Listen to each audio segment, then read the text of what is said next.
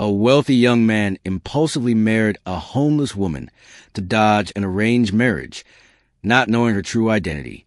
This revelation would transform their lives completely. Hi there. Thanks for tuning in. Don't forget to hit the like button and drop a comment with your thoughts and the city you're watching from. Now let's dive into the story. The icy winter wind swept through Manhattan's towering skyscrapers, biting through even the warmest coats. Ethan Carter hurried along, his hands buried deep in the pockets of his designer coat. But it wasn't the cold that bothered him. His father's ultimatum echoed in his head like a relentless drumbeat. Marry Clara Thompson, or lose your share of the Carter fortune. The pressure of family expectations and tradition was crushing him. He turned onto a quieter street, his polished shoes crunching over frost-covered pavement. The city's neon lights dimmed near the park, where darkness enveloped the bare trees. Ethan, a man who thrived on order, found himself oddly drawn to the unpredictable calm. He stopped near a bench, noticing a pile of blankets and plastic. Someone was sleeping there, braving the cold. It was a woman. Her chestnut hair peeked out from under a worn hat. Though her coat was tattered, there was a quiet dignity in how she held her few possessions. Ethan paused, unsure why he didn't just walk away. Then her eyes opened, sharp, intense, and far more aware than he expected. "You just gonna stand there?" she asked, her voice steady despite her situation. "Or are you one of those do-gooders with a spare coffee and a lecture about life choices?" He was caught off guard. "Neither," he replied. "Just passing by." She sat up slightly, adjusting her makeshift shelter. "Well, congrats, you pass."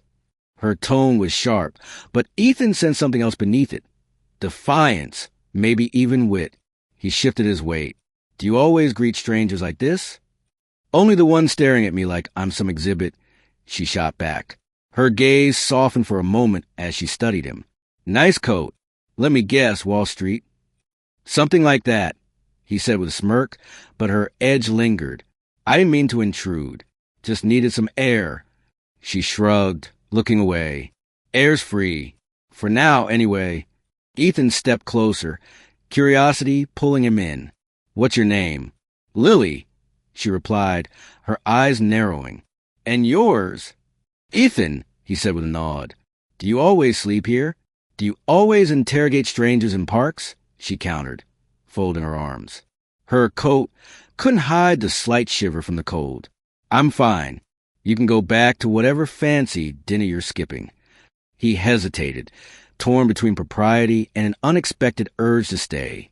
Lily's bluntness was a stark contrast to the polished, calculated interactions he was used to. "You're not fine," he said, surprising himself with his own bluntness.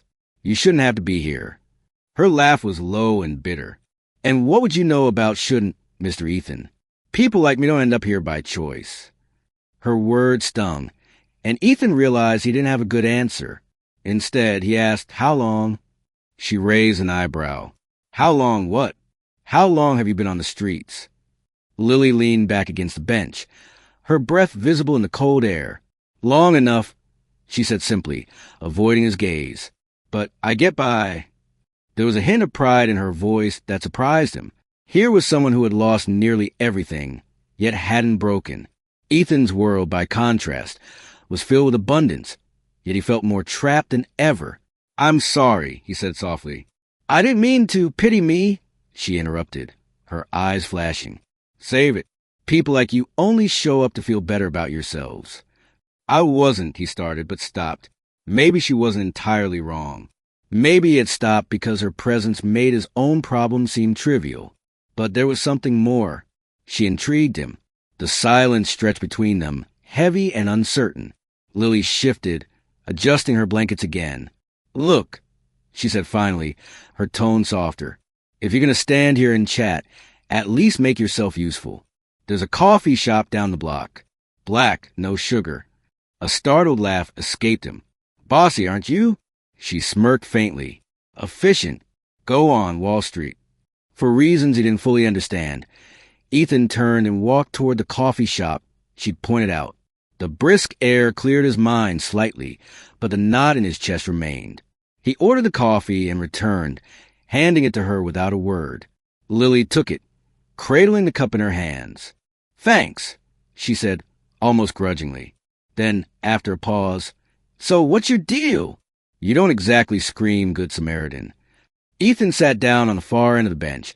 The cold was biting through his coat. "Let's just say I needed some perspective." She studied him over the rim of the cup. "And did you find it?" He looked out at the barren trees and the distant city lights. "I think I might have," he said quietly, glancing at her. Lily didn't reply, but her expression softened, just slightly.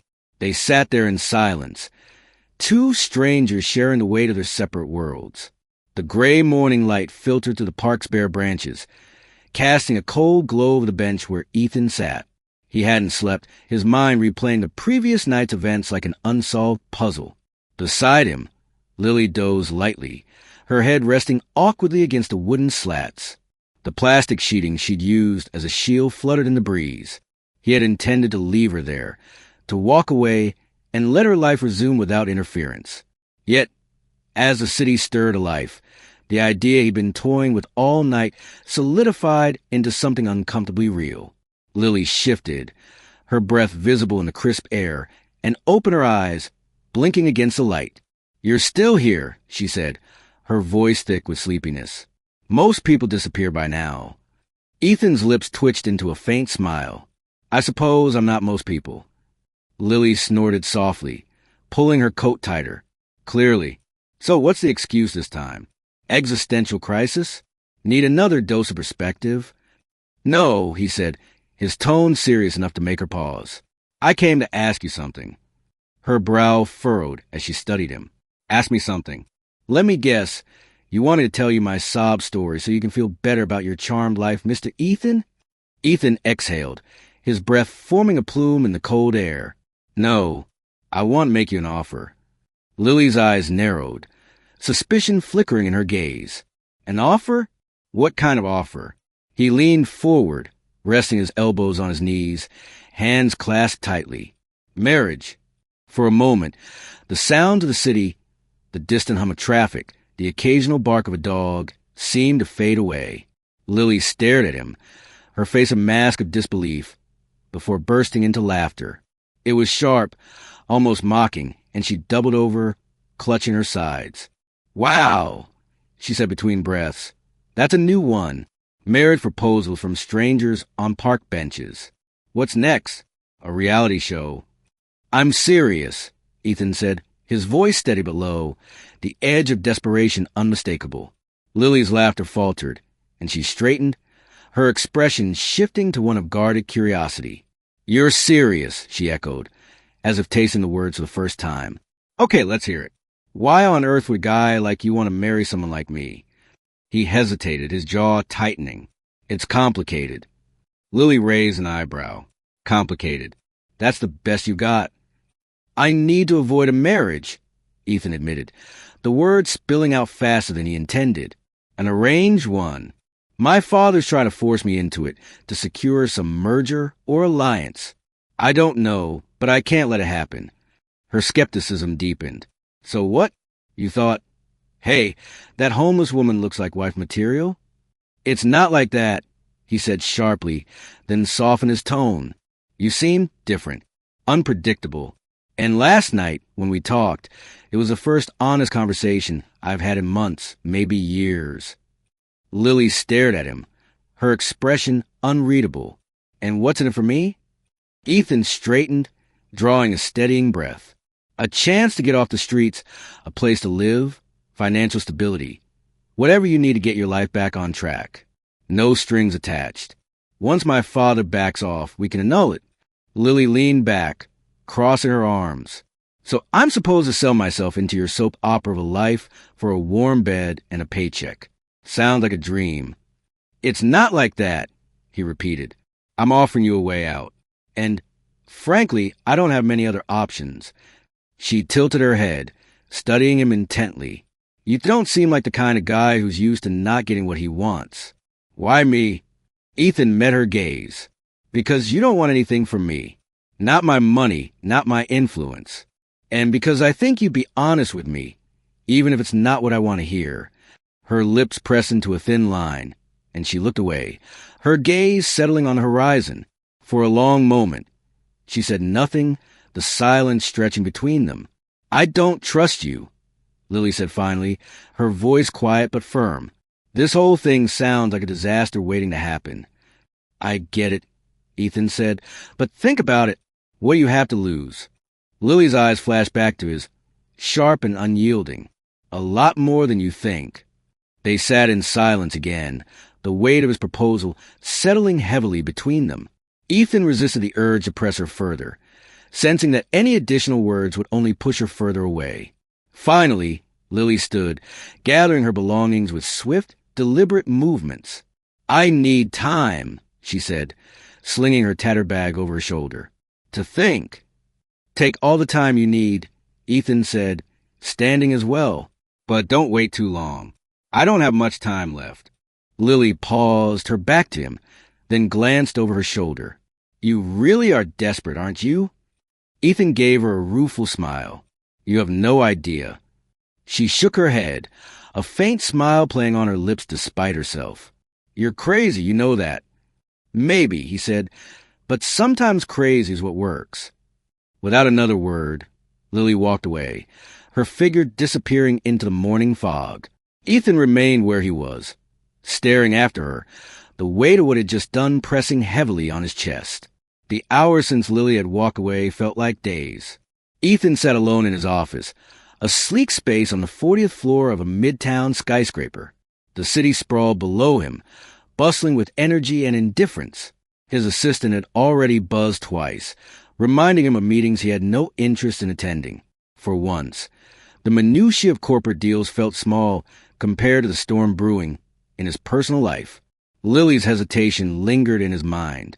He thought she might dismiss him outright or laugh off the absurdity of his proposal. But her pause, that spark of consideration, told him she was weighing the idea, and that kept him restless. He replayed their conversation, analyzing every word, every expression, searching for signs of hope or defeat. Lily, meanwhile, wandered through the streets of Manhattan, the city's familiar chaos failing to soothe her as it usually did. She ducked into a library, one of the few places she could find warmth without suspicion. The cavernous reading room welcomed her with its quiet dignity, and she settled into a corner seat, her bag tucked safely under the table. She pulled out a battered notebook, its pages filled with tiny, hurried handwriting. Each word was a fragment of her life, her dreams, her failures, her attempt to make sense of the world since losing everything. She flipped to an empty page, pen poised, but the words wouldn't come. Instead, Ethan's face hovered in her thoughts, his earnest expression as he made that insane proposition. "Marry me," he'd said, as if it were the most logical solution in the world. And the worst part? A part of her wanted to say yes. Her pen scratched against the paper as she wrote, "What happens when you run out of reasons to say no?" She stared at the sentence, the weight of it pressing down on her. Her life had been a long series of battles, some won, most lost. But this offer felt like a crossroad she hadn't anticipated. Could she trust him? More importantly, could she trust herself not to lose what little she had left in the process? Her thoughts were interrupted by the low murmur of voices nearby. Two women sat a few tables away, their conversation drifting through the quiet. "Sometimes you have to take a chance, you know? It's scary, but staying in the same place is scarier." Lily smirked at the irony, but couldn't shake the truth of the words. Was she staying put because it was safer, or because it was easier to believe that safety didn't exist anymore? Back in his office, Ethan paced, his frustration mounting. He grabbed his phone, scrolling to Lily's number, which he'd saved after their last encounter. His thumb hovered over the call button. What would he even say? "Hey, have you decided to uproot your life and save mine yet?" He threw the phone onto the desk, running a hand through his hair. The sound of his office door opening made him turn sharply. It was Charles Carter, his father, stepping in without so much as a knock. "Ethan," Charles began, his tone clipped, "I've just come from a meeting with Thompson. They're expecting an announcement by next week." Ethan bristled. "I told you I'm not going through with it." "And I told you," Charles countered, his voice rising, "this isn't about what you want. It's about the company, about the family legacy." You can't throw that away because you decided to play rebel billionaire. This isn't rebellion, Ethan said coldly. It's my life. Charles's lips curled into a thin smile, the kind that always made Ethan feel 10 years old again. You think this is your life? Everything you have, everything you are, comes from the decisions I've made for you. Remember that before you destroy it all over some childish fantasy. Ethan's fists clenched at his sides. I won't marry someone I don't love. Love. Charles scoffed, his laughter devoid of warmth. You think love matters in a merger like this? Grow up, Ethan. Love is a luxury, one we can't afford right now. The words hung in the air long after Charles left. Ethan sank into his chair, feeling the walls of his world close in tighter. His father's parting shot echoed in his mind, cruel but true. Everything you have comes from me. For Lily, the days stretched into evening as she roamed the city. She found herself standing before the park bench where she'd first met Ethan. It was empty now, the plastic sheet she left behind fluttering on the ground. She picked it up absently, her thoughts circling like vultures. What if this was her chance? A way out, a fresh start, if only for a little while. But at what cost? She thought of the years she spent clawing her way through survival, holding tight to her independence as her last shred of dignity. Could she trade that for the uncertainty of his world? Her phone buzzed in her pocket, startling her. She pulled it out, staring at the unknown number on the screen. For a long moment, she considered letting it ring. Then with a sigh, she answered. Lily, Ethan's voice came through, tense but steady. I know I said you'd take your time, but I need to know if you're considering it. She hesitated, her fingers tightening around the phone. I don't know. That's not a no, he said quickly, and she could almost hear the relief in his voice. Meet me tomorrow. Let's talk about this properly. Lily closed her eyes, the weight of the decision pressing down on her chest. All right, she said finally. Tomorrow. As she hung up, the city's lights blurred around her. For the first time in years, Lily wasn't sure if she was running towards something or away from it. Ethan waited at the cafe he'd suggested, its interior alive with the low hum of conversation and the faint clatter of cups and cutlery. He sat near the window, his untouched espresso cooling in its porcelain cup. His leg bounced under the table, a rare display of nerves. He wasn't accustomed to waiting, certainly not for someone like Lily, whose life seemed worlds away from his. Yet here he was, hoping she'd show up and agree to his mad plan. The bell above the cafe door jingled, and Ethan's eyes darted up. Lily stepped in, scanning the room with a guarded expression. Her patched coat and scuffed boots stood out among the polished patrons, but she walked with quiet confidence, her chin held high. When her eyes met his, she hesitated for a fraction of a second before making her way over.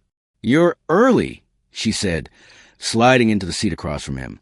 You're late, Ethan countered, though his tone was more teasing than accusatory. Lily smirked faintly, unzipping her coat and shrugging it off. I guess I needed the extra 5 minutes to convince myself this isn't a terrible idea. Ethan raised an eyebrow. And did you? Her smirk faded, replaced by a seriousness that made her seem older, wearier. I'm here, aren't I? A waiter appeared, and Lily ordered tea, her tone clipped. Ethan noticed the way she held herself, tense and alert, as though ready to flee at the slightest provocation. He couldn't blame her. He had no idea how he'd react if their positions were reversed. So, she said once the waiter left, let's hear it. The whole thing. No vague promises or half-baked ideas. If I'm going to think about saying yes, I need to know exactly what I'm getting into. Ethan leaned forward, his elbows resting on the table. It's simple. We get married, just on paper. I'll handle everything. The paperwork, the logistics, even the ceremony if it comes to that. You'll have a place to live, financial support, and complete freedom to do what you want once this is over. All I need is for my father to believe it's real long enough to get him off my back. Lily studied him, her sharp eyes taking in every detail of his expression, his posture. And what happens when he finds out it's a sham? What happens to me then? He won't, Ethan said firmly. He's not the type to dig too deeply once things go his way. As long as we play our roles convincingly, He'll move on to his next power play. She scoffed, crossing her arms. You're putting a lot of faith in someone who sounds like a professional manipulator. Ethan's jaw tightened. He is, but I know how he operates. Lily took a sip of her tea, her gaze never leaving his. And what about you? What's your end game? You're risking a lot for someone you barely know. It's not about risk, Ethan said quietly. It's about control. For once in my life, I want to make a decision that's mine, not his. Lily leaned back, tapping her fingers on the edge of the table. You sound like someone with everything to lose. And you sound like someone with nothing left to lose, he said, his tone softer than she expected. Her fingers stilled, and she looked away, her expression unreadable. The truth of his words lingered between them, heavy and undeniable. You'd have to follow some rules, Ethan added after a pause. My father is perceptive. If he senses something's off, it'll all fall apart. Lily snorted. Rules. Great. I'm already loving this marriage. It won't be forever, he said, his voice firm but not unkind. A year at most. Her laugh was bitter. You say that like a year isn't a lifetime. Ethan hesitated, unsure how to respond. He could see the cracks beneath her defiance, the weight she carried. If you want to say no, he said finally, I'll understand. Lily stared at him for a long moment, her tea forgotten. I'm not saying no, she said quietly, but I'm not saying yes either. Not yet. Relief and frustration warred within him, but he nodded. Fair enough. She glanced around the cafe, her fingers fidgeting with the edge of her sleeve. Your world. It's not mine. You know that, right? I do, he said, but maybe that's why this could work. Lily's lips twitched into a faint, humorless smile. We'll see. Before Ethan could respond, his phone buzzed on the table. He glanced at the screen and grimaced. It's my father. I need to take this. Lily nodded, watching as he stepped outside, his expression darkening as he answered the call. She couldn't hear the conversation, but the tension in his body was evident. When he returned, his jaw was set, his eyes hard. What did he say? Lily asked, her voice cautious. Ethan sat down heavily, running a hand through his hair. He's pushing up the timeline. If I don't make an announcement by the end of the month, he'll cut me off. Lily raised an eyebrow. Cut you off from what? The private jets and the art collections. It's not about the money, he snapped and softened. It's about the principle. He's been pulling my strings for too long. She studied him, her expression thoughtful. You really hate him, don't you? Ethan shook his head. It's not hate, it's disappointment. Lily sipped her tea, her gaze steady. Disappointment can be worse. They sat in silence, the noise of the cafe fading into the background. For the first time, Ethan felt like someone understood, not just his predicament, but the quiet ache beneath it. I'll think about it, Lily said finally, her voice steady. But if I do this, it's on my terms. No surprises. Agreed, Ethan said, extending his hand. Partners? She stared at his hand for a moment before shaking it. Partners. Lily stood on the threshold of the courthouse, staring up at its imposing stone facade.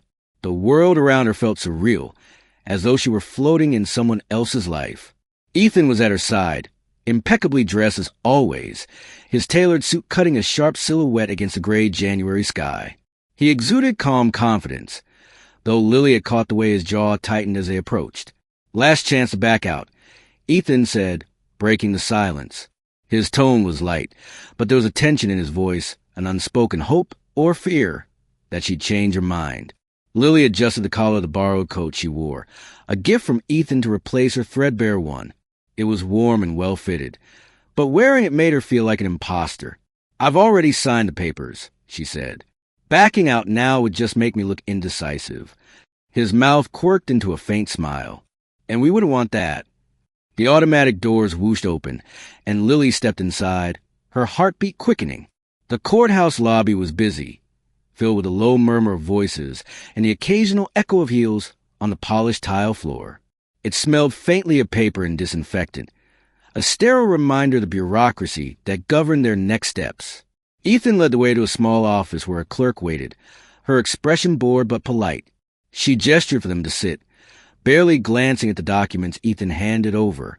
As the clerk flipped through the forms, Lily's eyes wandered to a framed photo on the desk, a family portrait, the clerk beaming with her children and husband.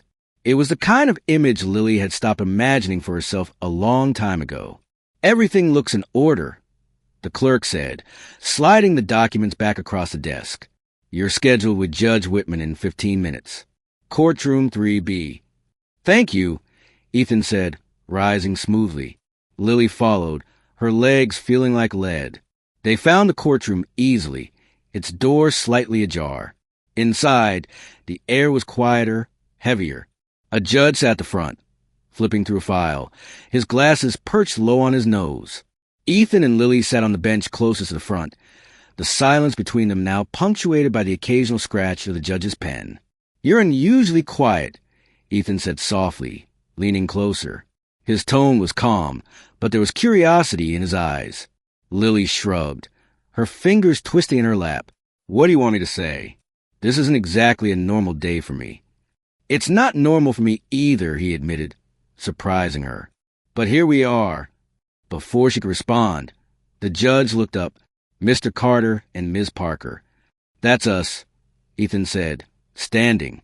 He extended a hand to Lily, who hesitated before taking it, allowing him to pull her to her feet. The gesture felt oddly intimate, though she reminded herself that it wasn't. Not really.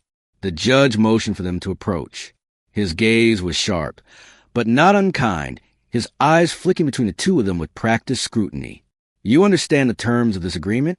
That marriage, even a civil union such as this, carries legal and social obligations." "Yes, Your Honor," Ethan said with practiced ease. Lily nodded, her throat dry. "I understand." The judge glanced at the forms in front of him. "It's unusual to process something like this so quickly. Are there mitigating circumstances I should be aware of?" "My father," Ethan said bluntly. The judge arched an eyebrow, and Ethan continued. "Let's just say there's pressure from certain family interests. This arrangement is mutually beneficial." The judge's lips twitched, as though suppressing a smile. "Mutually beneficial," he echoed. "Well, I've seen worse reasons." The rest of the proceedings passed in a blur. The judge recited the required formalities, and Lily found herself repeating vowels that fell hollow in her mouth, like reciting lines in a play. Ethan, however, spoke with steady conviction, his voice clear and strong. Lily wondered if it was a skill honed in boardrooms, or if he genuinely believed in the importance of appearances, even here. When it was over, the judge stamped the documents with a loud thud and handed them back to Ethan. "Congratulations," he said, though his tone was more perfunctory than celebratory. "Thank you, Your Honor," Ethan replied, shaking the man's hand. Lily followed Ethan out of the courtroom, her thoughts a whirlwind. As they stepped back into the cold January air, Ethan glanced at her. "You look pale." "I just married a stranger in a courthouse," she said dryly. "Pale seems like the least of my worries." He chuckled, his first genuine laugh since she'd met him. "Fair point." They walked in silence for a few minutes, the city bustling around them. Lily tucked her hands into the pockets of her coat, savoring its warmth even as her mind churned with doubts. "So, what now?" Ethan stopped, turning to face her. "Now, you move into the penthouse. We let my father see us together. We make it look real." "And then," she pressed. "And then," he said, his gaze steady, "we see how good we are at pretending. This isn't just about me, Lily. If you're in, we're in this together." For the first time, she saw a flicker of vulnerability in his eyes, and it startled her. This man, who seemed so composed, was just as unsure as she was. She nodded, the weight of their unspoken agreement settling heavily between them. "Together," she said, though the word felt foreign on her tongue. As they hailed a cab, Lily couldn't help but wonder if this leap into the unknown would break her or finally set her free. The elevator ascended smoothly to the top floor, its polished interior reflecting Lily's uneasy expression. She clutched her bag, a frayed relic of her life on the streets. Like a shield, her fingers curling tightly around the worn strap. Ethan stood beside her, his hands in his pockets, the picture of calm composure. If he noticed her nerves, he said nothing, but the silence between them was heavy. When the elevator doors opened, Lily was greeted by the sheer opulence of Ethan's penthouse. The space stretched wide and open, framed by floor-to-ceiling windows, offering a breathtaking view of Manhattan. The furnishings were modern and sleek, all clean lines and muted tones, a stark contrast to the chaotic noise of the city below. "This is a lot," Lily murmured, stepping inside cautiously, as though afraid her presence might tarnish the pristine surroundings. Ethan smiled faintly, setting his coat on a nearby chair. "It takes some getting used to." Lily lingered near the doorway, reluctant to move further. "You live here alone?" He nodded, walking toward the bar. "I've always preferred my own space." "Drink." She shook her head, her fingers still gripping her bag. "I don't drink much." "Suit yourself." He poured himself a glass of scotch, the amber liquid glinting in the light. Turning back to her, he gestured to the room. "You don't have to act like a guest, you know. This is your home now, too." Lily's laugh was soft, almost bitter. "Home," she echoed, the word heavy with disbelief. "I don't even know what that means anymore." Ethan studied her for a moment, his expression unreadable. "Come on, I'll show you your room." She followed him down a wide hallway, the walls adorned with understated art that likely cost more than she'd earned in her entire life. At the end of the corridor, he pushed open a door to reveal a bedroom that was as luxurious as the rest of the penthouse. The bed was massive, dressed in crisp white linens, and the furniture was sleek and minimalist. "This is yours," he said, stepping aside to let her enter. "I had some things brought in, clothes, toiletries. If there's anything else you need, just let me know." Lily stood in the center of the room, feeling small and out of place. She set her bag down at the foot of the bed, her fingers brushing over the smooth fabric of the comforter. "It's too much." "It's what's necessary," Ethan said simply. "You'll need to look the part if we're going to convince my father." She turned to face him, crossing her arms. "And what part is that exactly?" "My wife," he said, his tone matter-of-fact. Confident, poised, someone who belongs here. Lily snorted softly, shaking her head. "You might have chosen the wrong person for this job." He stepped closer, his expression softening. "You're smarter than half the people who live in this world, and you survived more than most of them ever will. Don't underestimate yourself." For a moment, Lily was caught off guard by his words. They didn't feel like flattery. There was a sincerity in his voice that unsettled her. She looked away, her gaze falling on the window overlooking the city. "Fine," she said finally, "but I'm not turning into one of them. I don't care how much money you have. I'm not playing pretend beyond what's necessary."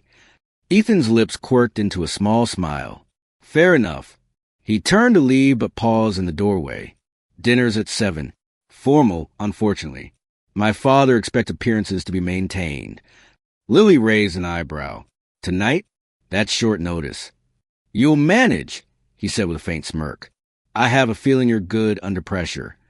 Hours later, Lily stood in front of a mirror in her room, staring at the stranger looking back at her. The dress Ethan had arranged for her, a sleek black gown that fit perfectly despite her protests, was unlike anything she'd ever worn. Her hair, styled by a professional who had shown up unannounced, was swept back elegantly, and her makeup was subtle but polished. She felt ridiculous, like a fraud. A knock at the door pulled her from her thoughts.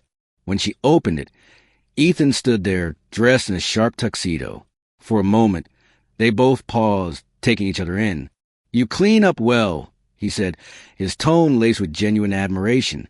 Lily rolled her eyes, though a faint blush crept into her cheeks. "This feels like a scene from a bad movie." He chuckled, stepping back to let her out. "Let's hope my father doesn't see it that way." The dining room was just as grand as the rest of the penthouse, with a long table set for 4. Charles Carter was already there, his imposing presence filling the room. Beside him sat Clara Thompson, the woman Ethan had been meant to marry. She was stunning and composed, her icy demeanor a sharp contrast to Lily's unease. "Father," Ethan said smoothly as they entered. "Clara." Charles's eyes narrowed as they fell on Lily. "So, this is the woman who's stolen my son's attention." Lily forced herself to meet his gaze, her chin lifting slightly. And you must be the man who thinks he knows what's best for everyone else. The room fell silent, the tension palpable. Then, to her surprise, Charles's lips twitched into a faint smile. Well, you're not afraid to speak your mind. I'll give you that. Clara, however, was less amused, her icy gaze sweeping over Lily with clear disdain. This should be interesting, she murmured, her tone dripping with condescension. Lily held her ground, determined not to let their judgment rattle her. As she took her seat beside Ethan, she felt his hand briefly brush hers under the table, a small gesture of reassurance. For better or worse, the game had begun. Lily woke the next morning to sunlight spilling through the sheer curtains of her room. The unfamiliar luxury of the bed still felt foreign, as though she didn't belong in its embrace. Her first instinct was to reach for the small notebook she always kept close. But it wasn't there, tucked somewhere deep in her bag, where she hadn't touched it since moving in. Instead, she sat up and stared at the sprawling view of Manhattan, the city both alluring and indifferent to her presence. The previous night's dinner still sat heavily in her mind. Charles Carter's calculated questions and Clara Thompson's icy demeanor had made every bite feel like a test. Ethan, ever composed, had deftly deflected his father's probing inquiries, but Lily could sense the undercurrent of tension. They were being watched, evaluated, and any misstep could spell disaster. A soft knock at the door pulled her from her thoughts. "Come in," she called. The door opened to reveal Margaret, the penthouse's housekeeper. She was a woman in her mid-50s, her gray hair pulled back into a neat bun. Her warm eyes crinkled as she offered Lily a small smile. "Good morning, Mrs. Carter," Margaret said, carrying a tray with coffee and a croissant. Lily flinched at the title, the weight of it settling uncomfortably on her shoulders. "Please, just Lily," she said. "Stand and take the tray." "Thank you." Margaret hesitated, then nodded. "As you wish."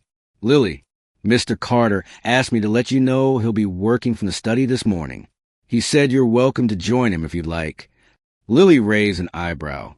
"And what if I'd rather avoid him?" Margaret's smile widened slightly. "Then I suppose you're free to explore the rest of the penthouse. It's large enough to get lost in, though I wouldn't recommend the wine cellar unless you're prepared to stay a while." Lily chuckled despite herself.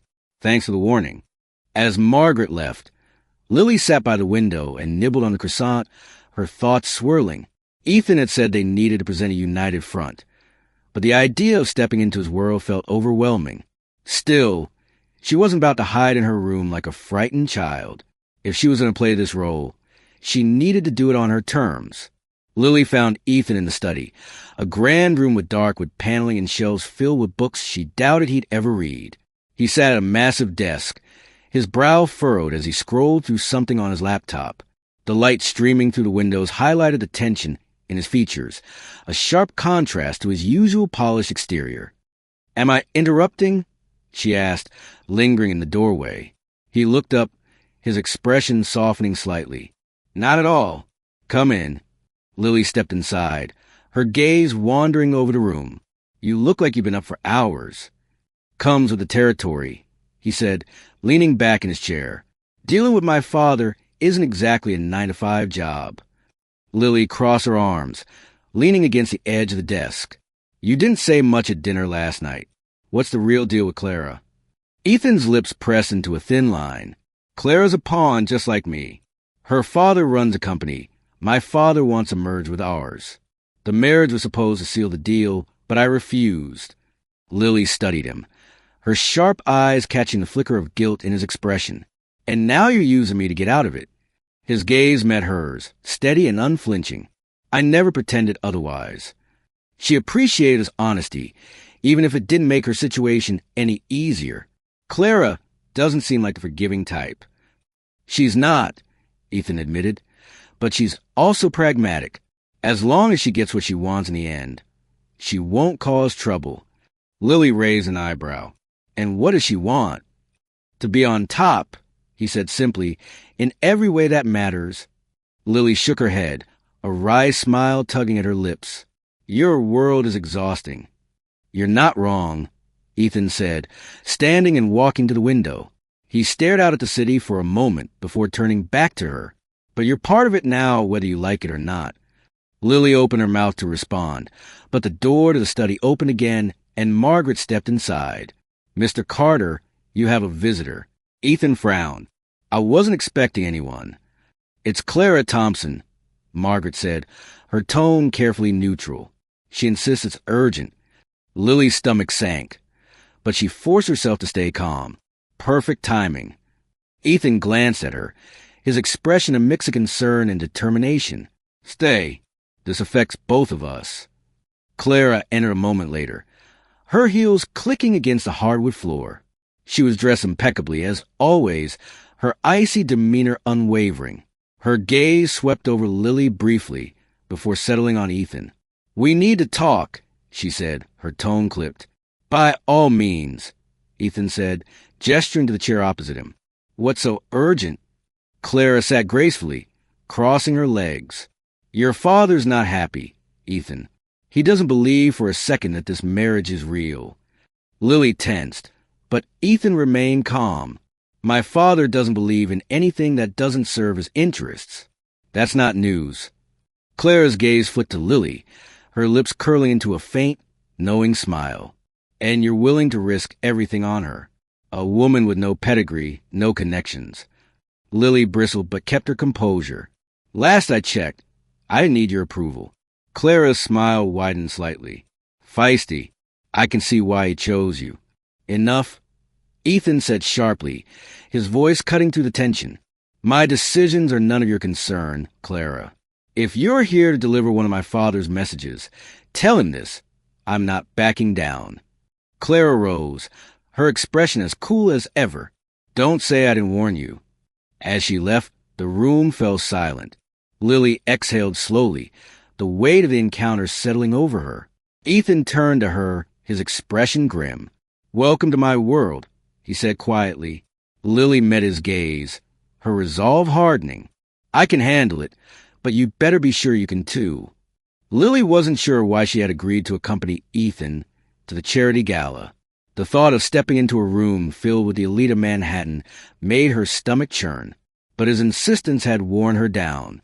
This is about appearances, he had said, his tone as steady as the suit he'd selected for the event.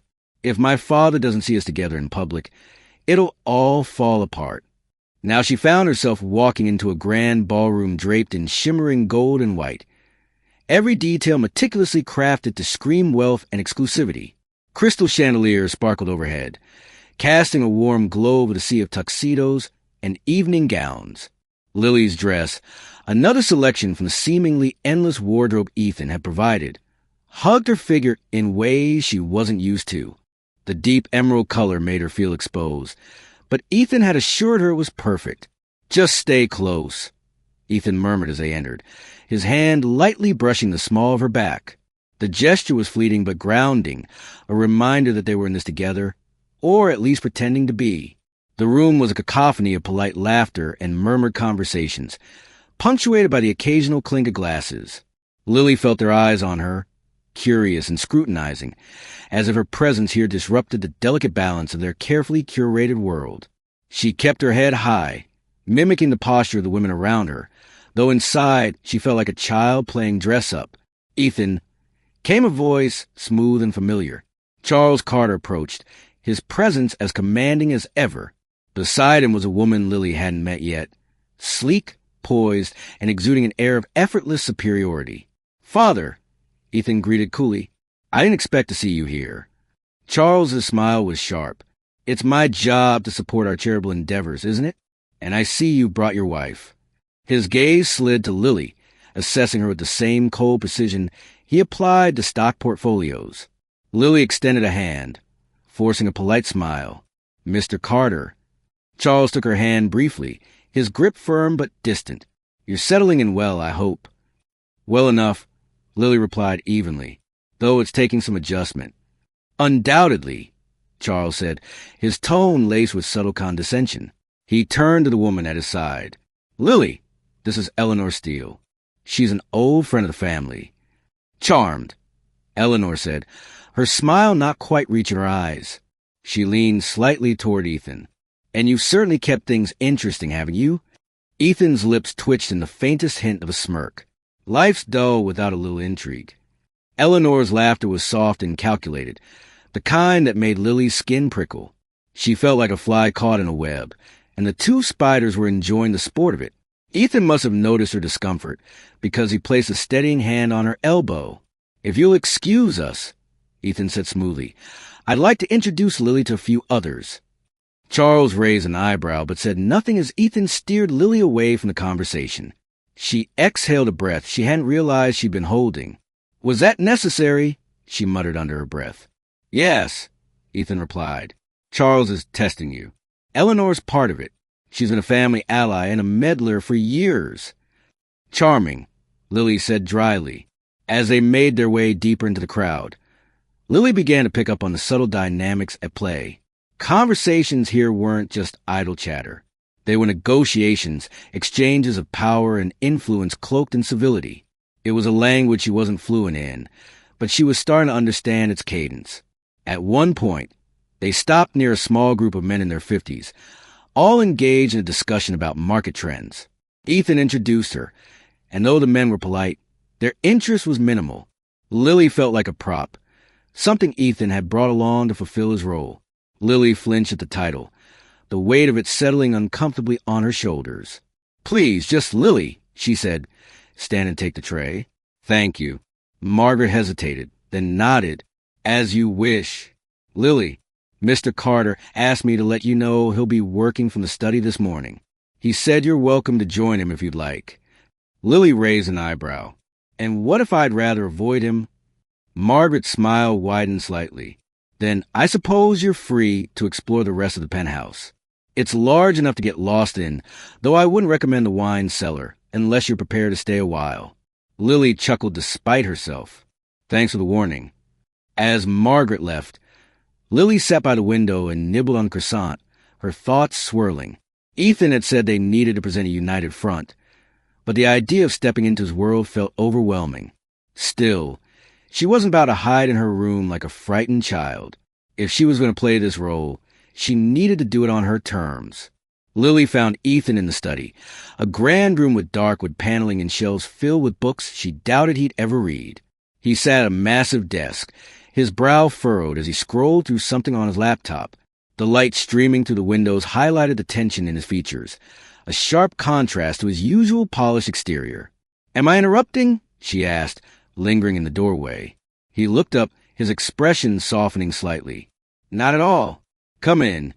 Lily stepped inside, her gaze wandering over the room. "You look like you've been up for hours."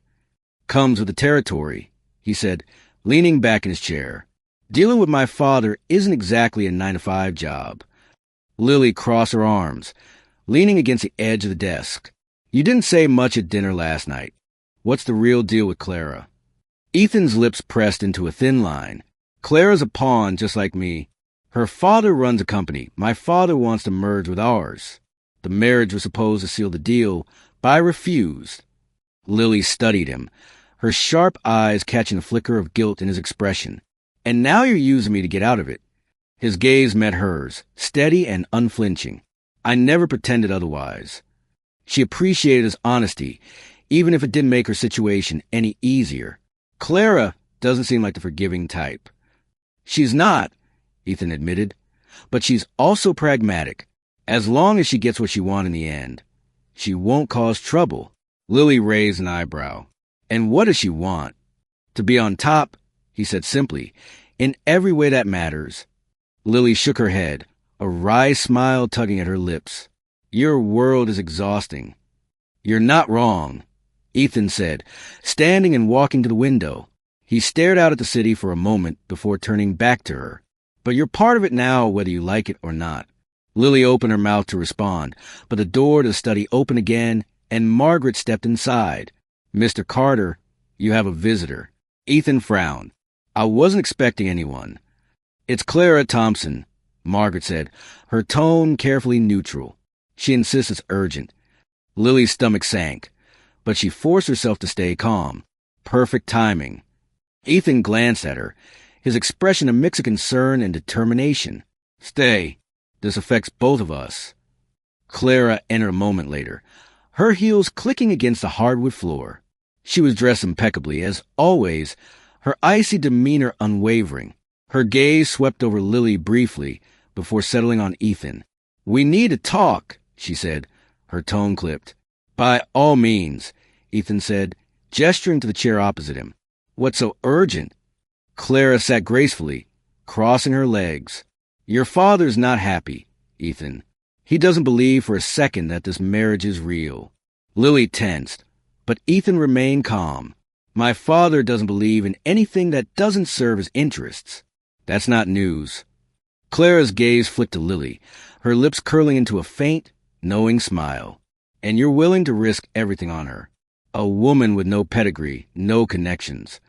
Lily bristled but kept her composure. "Last I checked, I need your approval."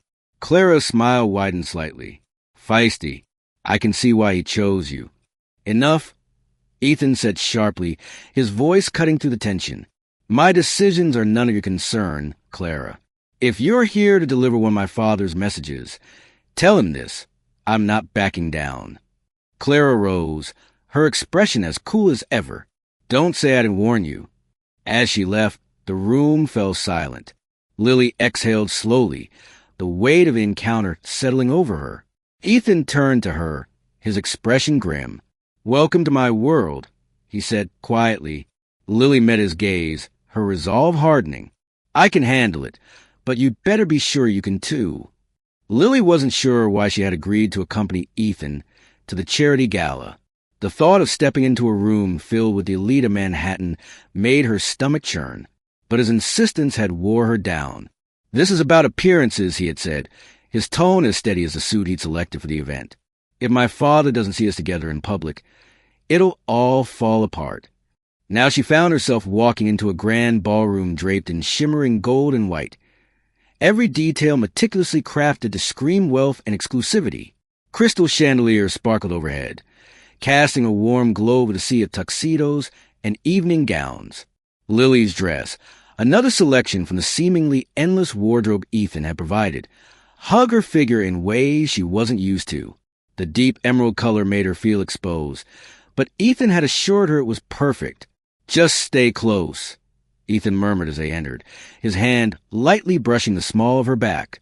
The gesture was fleeting but grounding, a reminder that they were in this together, or at least pretending to be. The room was a cacophony of polite laughter and murmured conversations, punctuated by the occasional clink of glasses. Lily felt their eyes on her, curious and scrutinizing, as if her presence here disrupted the delicate balance of their carefully curated world. She kept her head high, mimicking the posture of the women around her, though inside she felt like a child playing dress-up. "Ethan," came a voice smooth and familiar. Charles Carter approached, his presence as commanding as ever. Beside him was a woman Lily hadn't met yet, sleek, poised, and exuding an air of effortless superiority. "Father," Ethan greeted coolly, "I didn't expect to see you here." Charles's smile was sharp. "It's my job to support our charitable endeavors, isn't it? And I see you brought your wife." His gaze slid to Lily, assessing her with the same cold precision he applied to stock portfolios. Lily extended a hand, forcing a polite smile. "Mr. Carter." Charles took her hand briefly, his grip firm but distant. "You're settling in well, I hope." "Well enough," Lily replied evenly, "though it's taking some adjustment." "Undoubtedly," Charles said, his tone laced with subtle condescension. He turned to the woman at his side. "Lily, this is Eleanor Steele. She's an old friend of the family." "Charmed," Eleanor said, her smile not quite reaching her eyes. She leaned slightly toward Ethan. "And you've certainly kept things interesting, haven't you?" Ethan's lips twitched in the faintest hint of a smirk. Life's dull without a little intrigue. Eleanor's laughter was soft and calculated, the kind that made Lily's skin prickle. She felt like a fly caught in a web, and the two spiders were enjoying the sport of it. Ethan must have noticed her discomfort, because he placed a steadying hand on her elbow. "If you'll excuse us," Ethan said smoothly, "I'd like to introduce Lily to a few others." Charles raised an eyebrow, but said nothing as Ethan steered Lily away from the conversation. She exhaled a breath she hadn't realized she'd been holding. "Was that Necessary, she muttered under her breath. Yes, Ethan replied. Charles is testing you. Eleanor's part of it. She's been a family ally and a meddler for years. Charming, Lily said dryly, as they made their way deeper into the crowd. Lily began to pick up on the subtle dynamics at play. Conversations here weren't just idle chatter. They were negotiations, exchanges of power and influence cloaked in civility. It was a language she wasn't fluent in, but she was starting to understand its cadence. At one point, they stopped near a small group of men in their 50s, all engaged in a discussion about market trends. Ethan introduced her, and though the men were polite, their interest was minimal. Lily felt like a prop, something Ethan had brought along to fulfill his role. The realization stung, though she reminded herself that she'd agreed to this. She was reaching for a glass of champagne from a passing tray when she felt a tap on her shoulder. Turning, she found herself face to face with a man she hadn't expected to see, Daniel Carter. His features were striking, his smile easy, but there was something in his eyes, a glint of recognition, that set her on edge.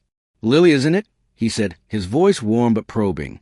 That's right, she said, carefully neutral. And you are Daniel Carter, he said, extending a hand. I knew I recognized you. Lily's pulse quickened. Recognize me? From where? Daniel tilted his head slightly, his smile widening. Oh, just around. You have one of those faces. She forced a laugh, though her unease deepened. I suppose I do. Ethan returned to her side, his brow furrowing slightly as he noticed the exchange. Daniel, he said, his tone cool. I didn't expect to see you here. I wouldn't miss it, Daniel said smoothly, and I'm glad I came. Meeting your wife has been the highlight of the evening. Lily caught the faintest flicker of tension in Ethan's jaw, but he didn't rise to the bait. Enjoy the evening, Ethan said pointedly, taking Lily's arm and steering her away. What was that about? Lily asked once they were out of earshot. Nothing good, Ethan muttered. Daniel's a rival, personally and professionally. Be careful around him. Lily nodded, though Daniel's parting smile lingered in her mind. The evening continued, the hours dragging as Lily moved through the motions, but she couldn't shake the feeling that she just stepped onto a battlefield she didn't fully understand. When they finally left the gala, Lily exhaled a sigh of relief as the cool night air hit her face. I don't know how you do this, she said quietly as they climbed into the car. You learn, Ethan said, his voice soft but firm. And so will you. Lily glanced out the window, the city lights blurring as the car moved through the streets. She wasn't sure what she was learning yet, but one thing was clear. She was in deeper than she'd realized. The morning sunlight poured through the penthouse windows, softening the sharp edges of the room. Lily stood in the kitchen, holding a mug of coffee and staring out at the skyline. The events of the previous night lingered in her mind. Charles's calculated gaze, Clara's icy demeanor, and most unsettling, Daniel's cryptic remarks. For someone who had spent years keeping to herself, stepping into Ethan's world felt like walking a tightrope over a pit of vipers. She heard footsteps behind her and turned to see Margaret entering, carrying a tray of folded linens. The older woman gave Lily a warm smile. Morning. You're up early. Couldn't sleep, Lily admitted, setting her mug down on the counter. Too much on my mind. Margaret tilted her head, her expression kind but knowing. It's a lot to take in, isn't it? This life, the expectations, the constant eyes on you. Lily leaned against the counter, crossing her arms. It's exhausting. And last night, Charles and his little games. Clara's disdain. And then there's Daniel, who somehow knows more about me than I'm comfortable with. Margaret nodded as she began arranging the linens in a nearby cabinet. Charles has always been a strategist. He tests people, pushes them to see where they'll bend. Clara's, well, she's her own kind of trouble. And Daniel Carter, he's someone to watch carefully. That man thrives on power plays. Lily sighed, running a hand through her hair. I don't know if I can keep up with all of this. It's like they're all playing a game, and I don't even know the rules. Margaret paused, turning to face her.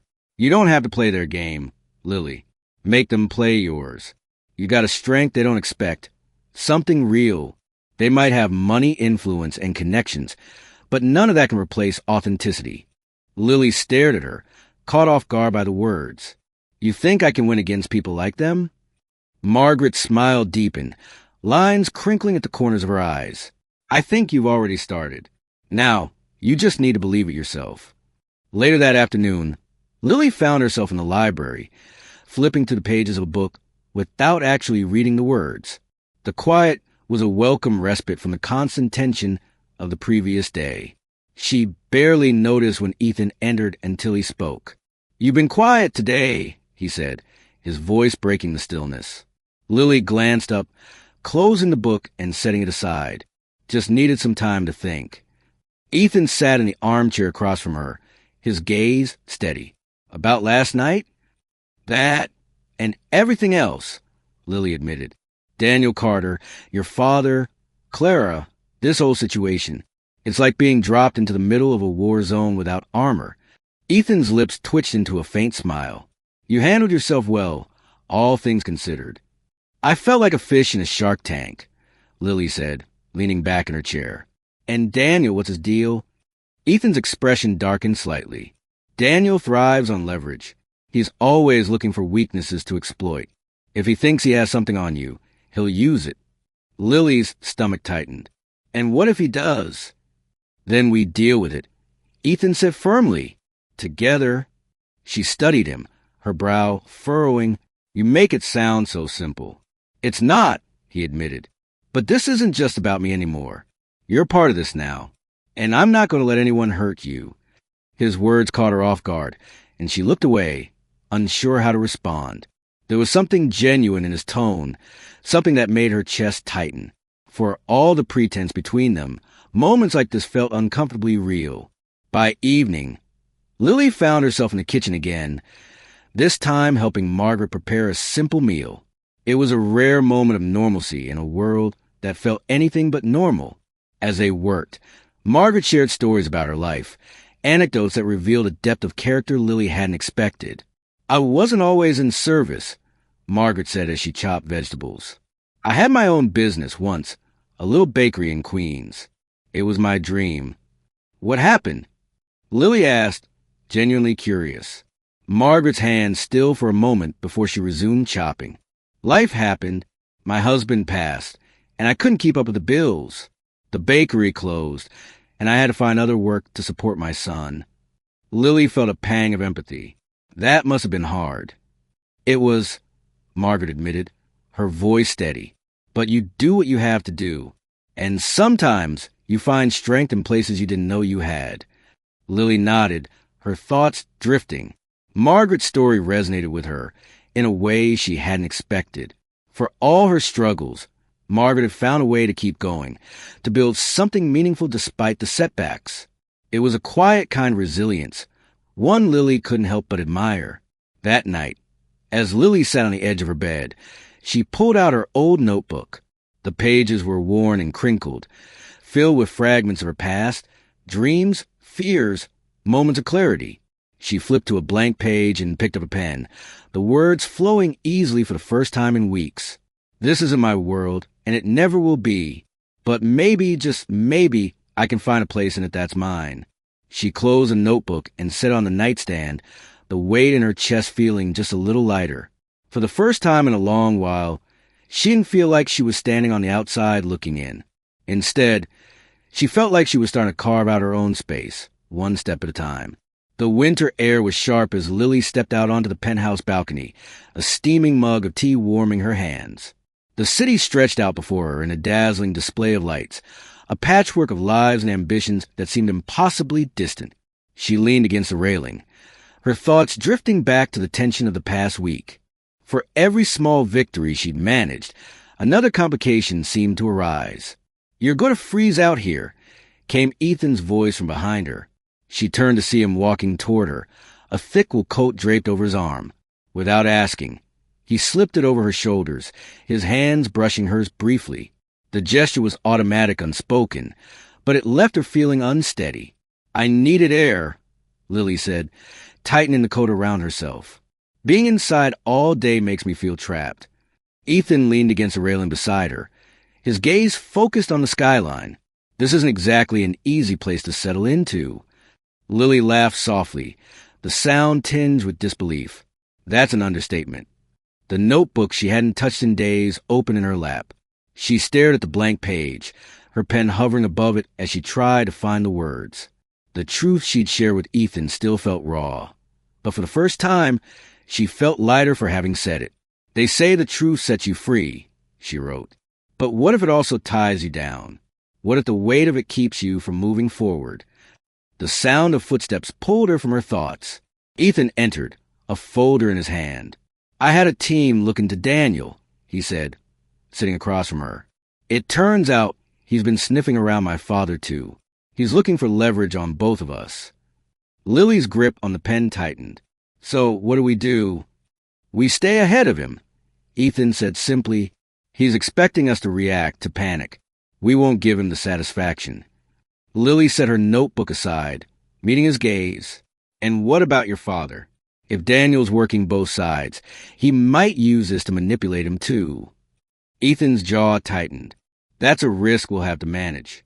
But one problem at a time. Lily nodded, the weight of their precarious situation settling over her again. Yet, for the first time, she felt a flicker of hope, not because her challenges had lessened, but because Ethan's determination gave her strength. As the city lights twinkled beyond the library's windows, Lily realized that for all the uncertainty ahead, she wasn't facing it alone. And for now, that was enough.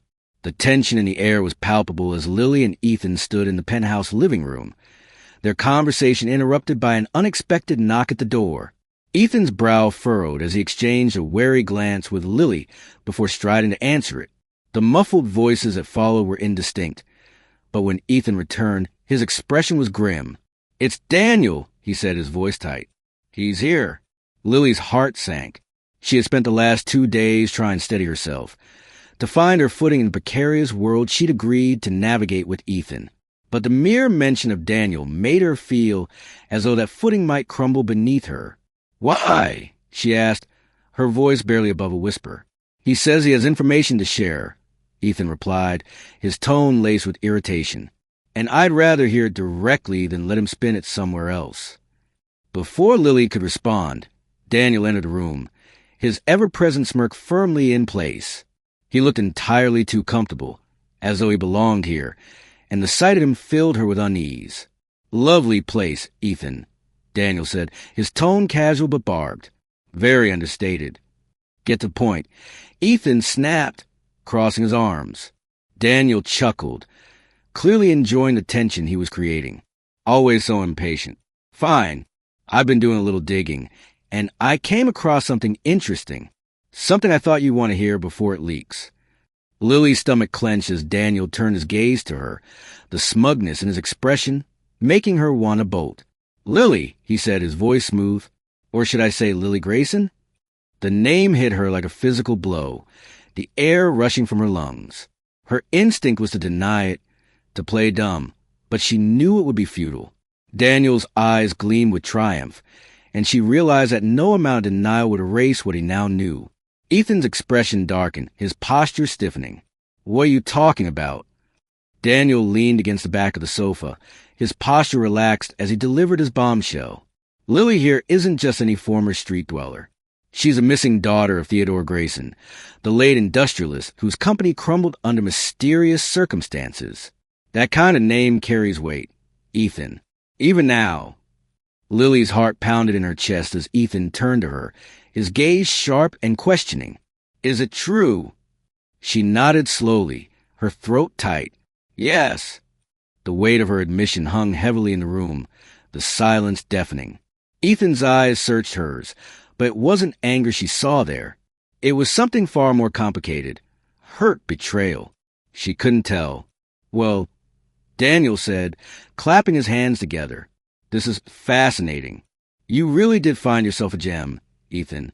I'm sure your father will be thrilled to learn about this little detail. That's enough, Ethan said coldly, his tone leaving no room for argument. Get out, Daniel. Daniel raised his hands in mock surrender. All right. Don't shoot the messenger. But consider this a friendly warning. Secrets have a nasty way of surfacing, especially in our world. With that, he sauntered out, leaving the door open behind him. The sound of it clicking shut was like the echo of a detonated bomb. Ethan turned back to Lily, his jaw clenched. "Why didn't you tell me?" Lily's chest tightened, the vulnerability of her secret now fully exposed. "I didn't think it mattered anymore. That life, my family, it's gone. I didn't want it to define me." "But it does matter," Ethan said, his voice quieter now. "Not because of who you were, but because people like Daniel will use it against us." Lily dropped her gaze, the shame she'd carried for years bubbling to the surface. "I didn't think anyone would remember me after my father died.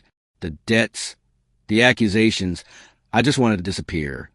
Ethan exhaled, his tension softening slightly. "You could have trusted me." "I wanted to," Lily admitted, her voice breaking.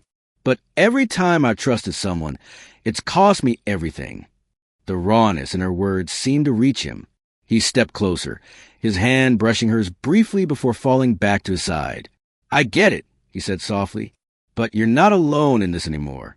If we're going to get through this, we have to trust each other." Lily nodded, though the weight of her past still pressed heavily on her chest. "I'll try." "That's a start," Ethan said, a faint smile tugging at his lips. The moment was interrupted by the shrill ring of Ethan's phone. He pulled it from his pocket, his expression darkening as he read the screen. "It's my father." Lily's breath caught. "He knows, doesn't he?" Ethan didn't answer immediately, his focus on the phone. Finally, he answered, his tone clipped. "What is it?" Lily could hear the faint, harsh voice of Charles Carter on the other end. Though she couldn't make out the words, Ethan's expression hardened with each passing second. "Understood," he said finally before hanging up and turning to Lily. "He wants to meet tonight." Lily swallowed hard, her pulse quickening. "What do we do?" "We go," Ethan said, his voice steady but grim. "If we don't face this head-on, he'll find a way to make it worse." Lily nodded, her resolve hardening. She had spent years running from her past, but now it had caught up to her. There was no escaping it, not anymore, and for the first time, she realized she didn't want to run. Not this time. The black town car glided through the streets of Manhattan, its interior cloaked in a heavy silence. Lily sat stiffly, her hands folded tightly in her lap, while Ethan stared out the window, his jaw set in grim determination. The tension between them felt almost suffocating, but neither spoke. Words would be wasted now. The moment of truth was imminent. As they pulled up to the private dining club Charles Carter often used for his more discreet meetings, Lily's stomach churned. The grandeur of the place only heightened her unease. Its elegant facade was designed to intimidate, to remind anyone who entered that this was a space reserved for power. "Ready?" Ethan asked, his voice quiet but firm. "No," Lily admitted, glancing at him. "But I don't think that matters." Ethan gave her a faint, fleeting smile. "Just follow my lead. We'll get through this." They stepped out of the car and were ushered into a private room by a waiting attendant. Inside, Charles sat ahead of an opulent table, his posture as rigid and commanding as ever. His piercing gaze landed on them as they entered, and though his expression was neutral, Lily felt the weight of his disapproval. Clara Thompson sat to his left, her cool, calculated smirk making Lily's skin crawl. "Ethan," Charles said, his voice smooth and authoritative. "Lily, how kind of you to join us." "We didn't think we had much of a choice," Ethan replied, his tone clipped. He pulled out a chair for Lily before sitting beside her, his body angled protectively toward her. Straight to business, then," Charles said, leaning back slightly. "I suppose that's wise, given the circumstances." Lily fought to steady her breathing, her heart pounding as she prepared for the inevitable confrontation. "You've made quite the impression, Lily," Charles continued, his sharp gaze shifting to her, "though not all of it has been favorable." Ethan's eyes narrowed. "If this is about Daniel Carter," Charles held up a hand, silencing his son. "It's not just about Daniel. It's about the reputation of this family, about the decisions you've made, Ethan, and the consequences that follow." Lily clenched her fists under the table, her voice steady but low. Whatever you've heard, Mr. Carter, I can assure you. Oh, I've heard plenty, Charles interrupted, his tone icy. About your past, your family, the scandals that drag your name through the mud. Tell me, do you honestly believe you belong here? Lily felt the blood drain from her face, but she refused to look away. I don't claim to belong, she said, her voice calm despite the storm raging inside her. But I didn't ask to be part of this, either. Ethan brought me into it. Charles's lips twitched in a faint smile, as if amused by her defiance. And you accepted, didn't you? Quite convenient, considering your circumstances. That's enough, Ethan said sharply, his tone brooking no argument. You wanted to meet, so let's be clear. Lily is my wife, and she's not going anywhere. Whatever game you're playing, it ends now. Charles's expression hardened, the faint amusement vanishing. You think you can dictate terms to me, Ethan? Do you have any idea what's at stake? I know exactly what's at stake, Ethan shot back, but I'm done letting you control my life. The tension in the room was palpable, the unspoken battle between father and son unfolding like a chess match. Clara, who had been silent until now, leaned forward, her voice cutting through the air like a blade. You're making a mistake, Ethan, she said, her gaze icy. Do you really think she can handle this world? Do you even know what she's capable of? Lily's chest tightened, but she refused to let Clara's words shake her. I've handled more than you'll ever know, she said quietly, and I don't need your approval to prove it. Clara's attention remained fixed on Ethan. You've tied yourself to someone who will only drag you down, she said, her tone dangerously calm. Is that what you want for your future? For this family? Ethan's jaw clenched, his voice cold. What I want is a life that's mine, not yours. And if you can't accept that, then I'll walk away from all of it. The room fell silent. Charles's gaze narrowed as he studied his son. For a moment, Lily thought he might lash out, but instead he leaned back in his chair, his expression unreadable. You're willing to risk everything for her, Charles said finally, his voice quieter but no less commanding. Is that your final decision? It is, Ethan said without hesitation. Lily's breath caught at the certainty in his voice. She glanced at him, her chest tightening at the weight of what he was willing to give up for her. Charles exhaled slowly, his gaze shifting to Lily. Then I hope, for both your sakes, that she's worth it. The words were not a blessing, but a warning, and they hung in the air long after Charles stood and left the room. Clara followed without a word, her heels clicking sharply against the polished floor. Lily turned to Ethan, her voice trembling. You didn't have to do that. Yes, I did, he said firmly, his gaze steady. I meant what I said, Lily. We're in this together. For the first time, Lily felt the faintest flicker of hope, not just for herself, but for them. And as they left the club together, the storm that had loomed over her life for so long didn't feel quite so suffocating anymore. The ride back to the penthouse was steeped in silence, the tension between Lily and Ethan tangible. The confrontation with Charles lingered like a bitter aftertaste. Lily's thoughts churned, a whirlwind of guilt, gratitude, and unease.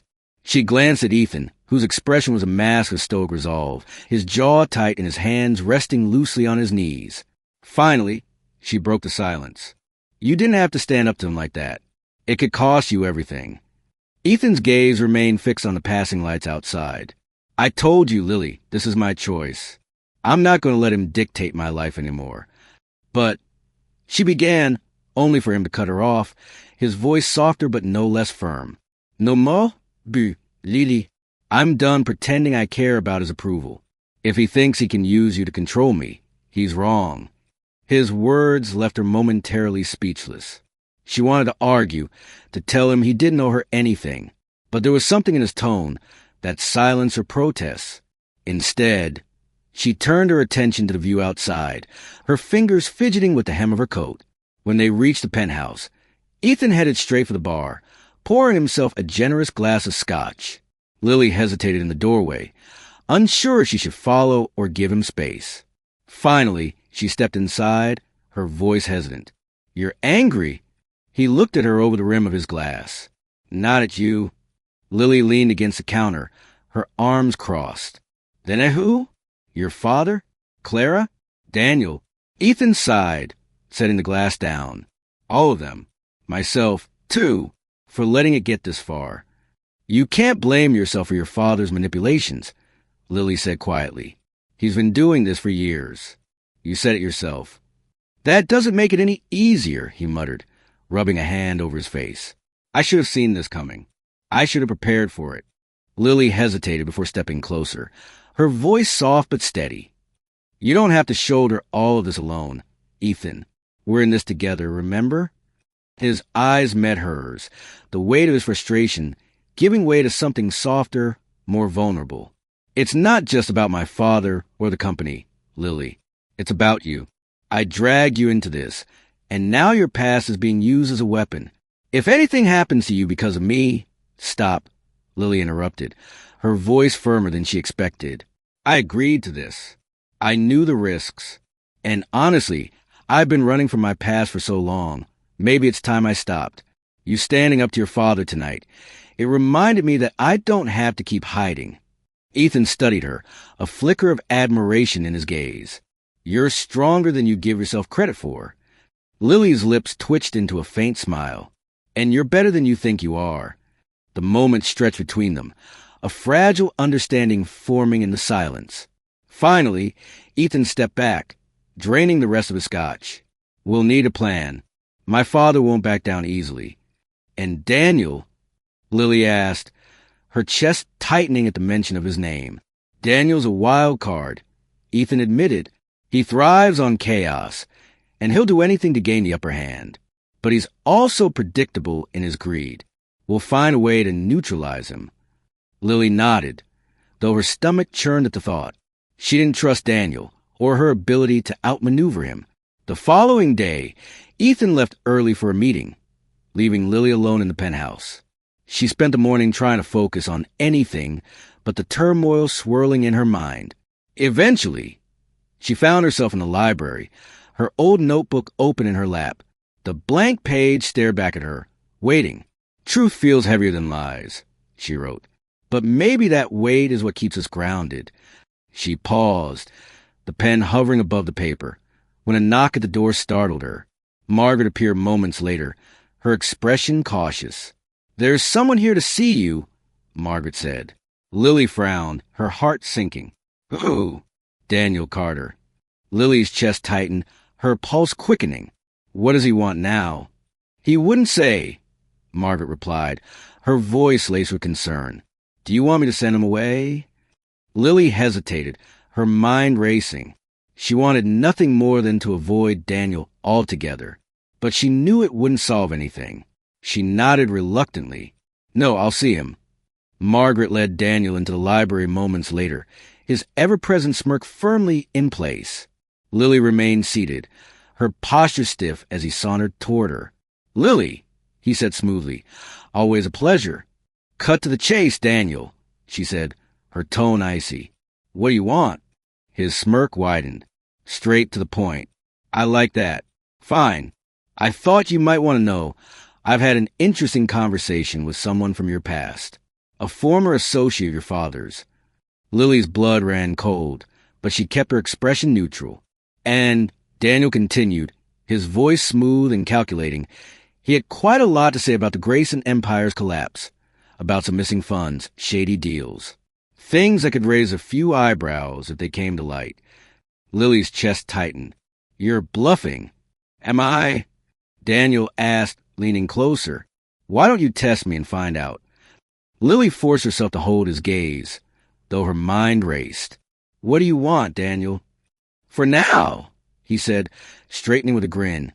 Just a little cooperation. But don't worry, Lily. I'll let you know when I need more.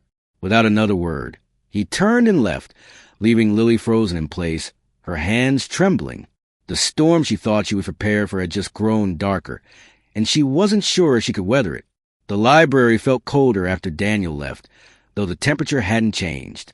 Lily sat motionless in the chair, her mind racing as she replayed his words. He had spoken with someone connected to her father, a name she had buried with the rest of her past. Missing funds, shady deals.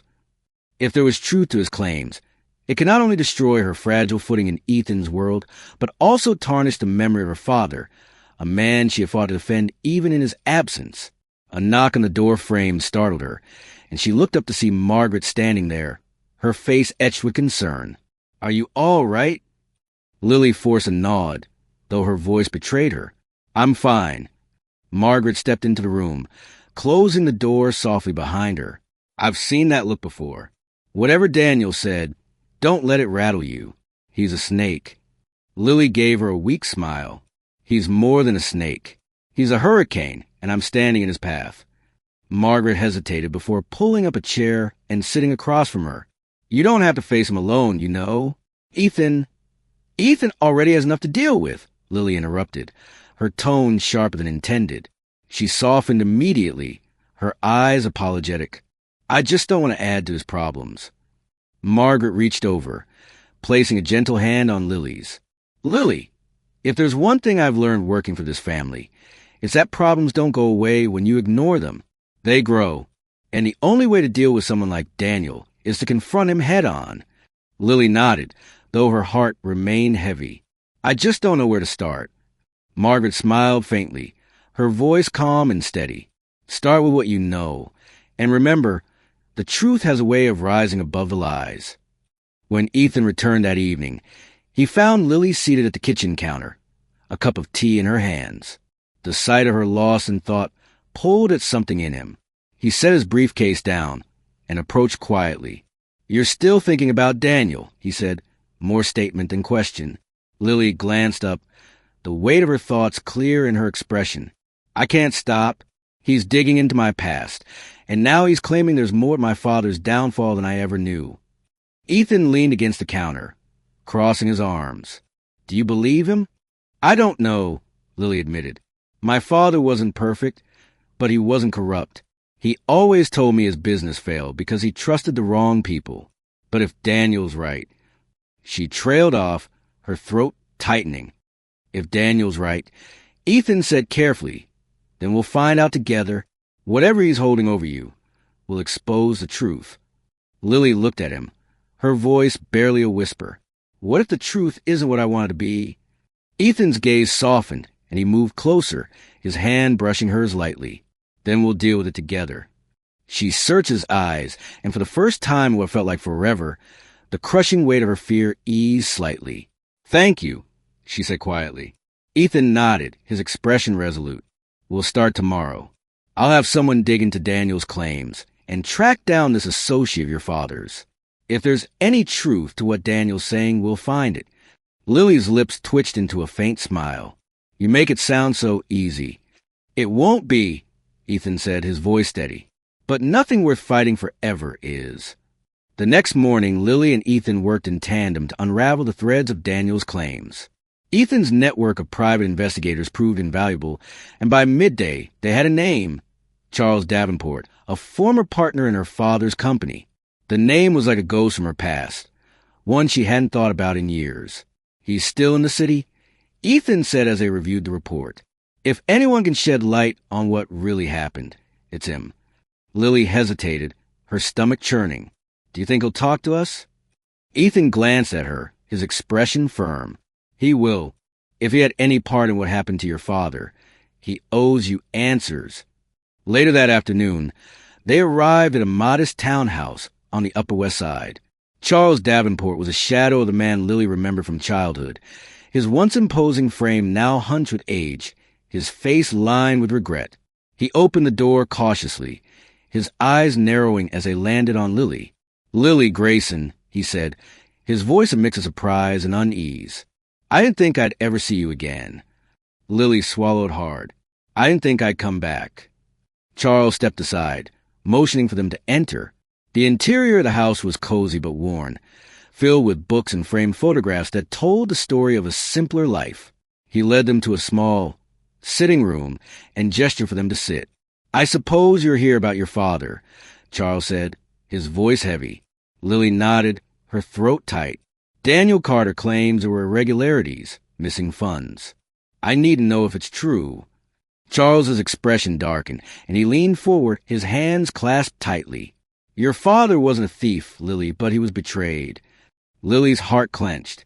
By who? Charles hesitated, his gaze flicking to Ethan before returning to Lily. By someone he trusted, a man named William Harrington. Lily's breath caught. Clara's father. Charles nodded. He orchestrated a deal that left your father holding the bag. By the time Theodore realized what had happened, it was too late.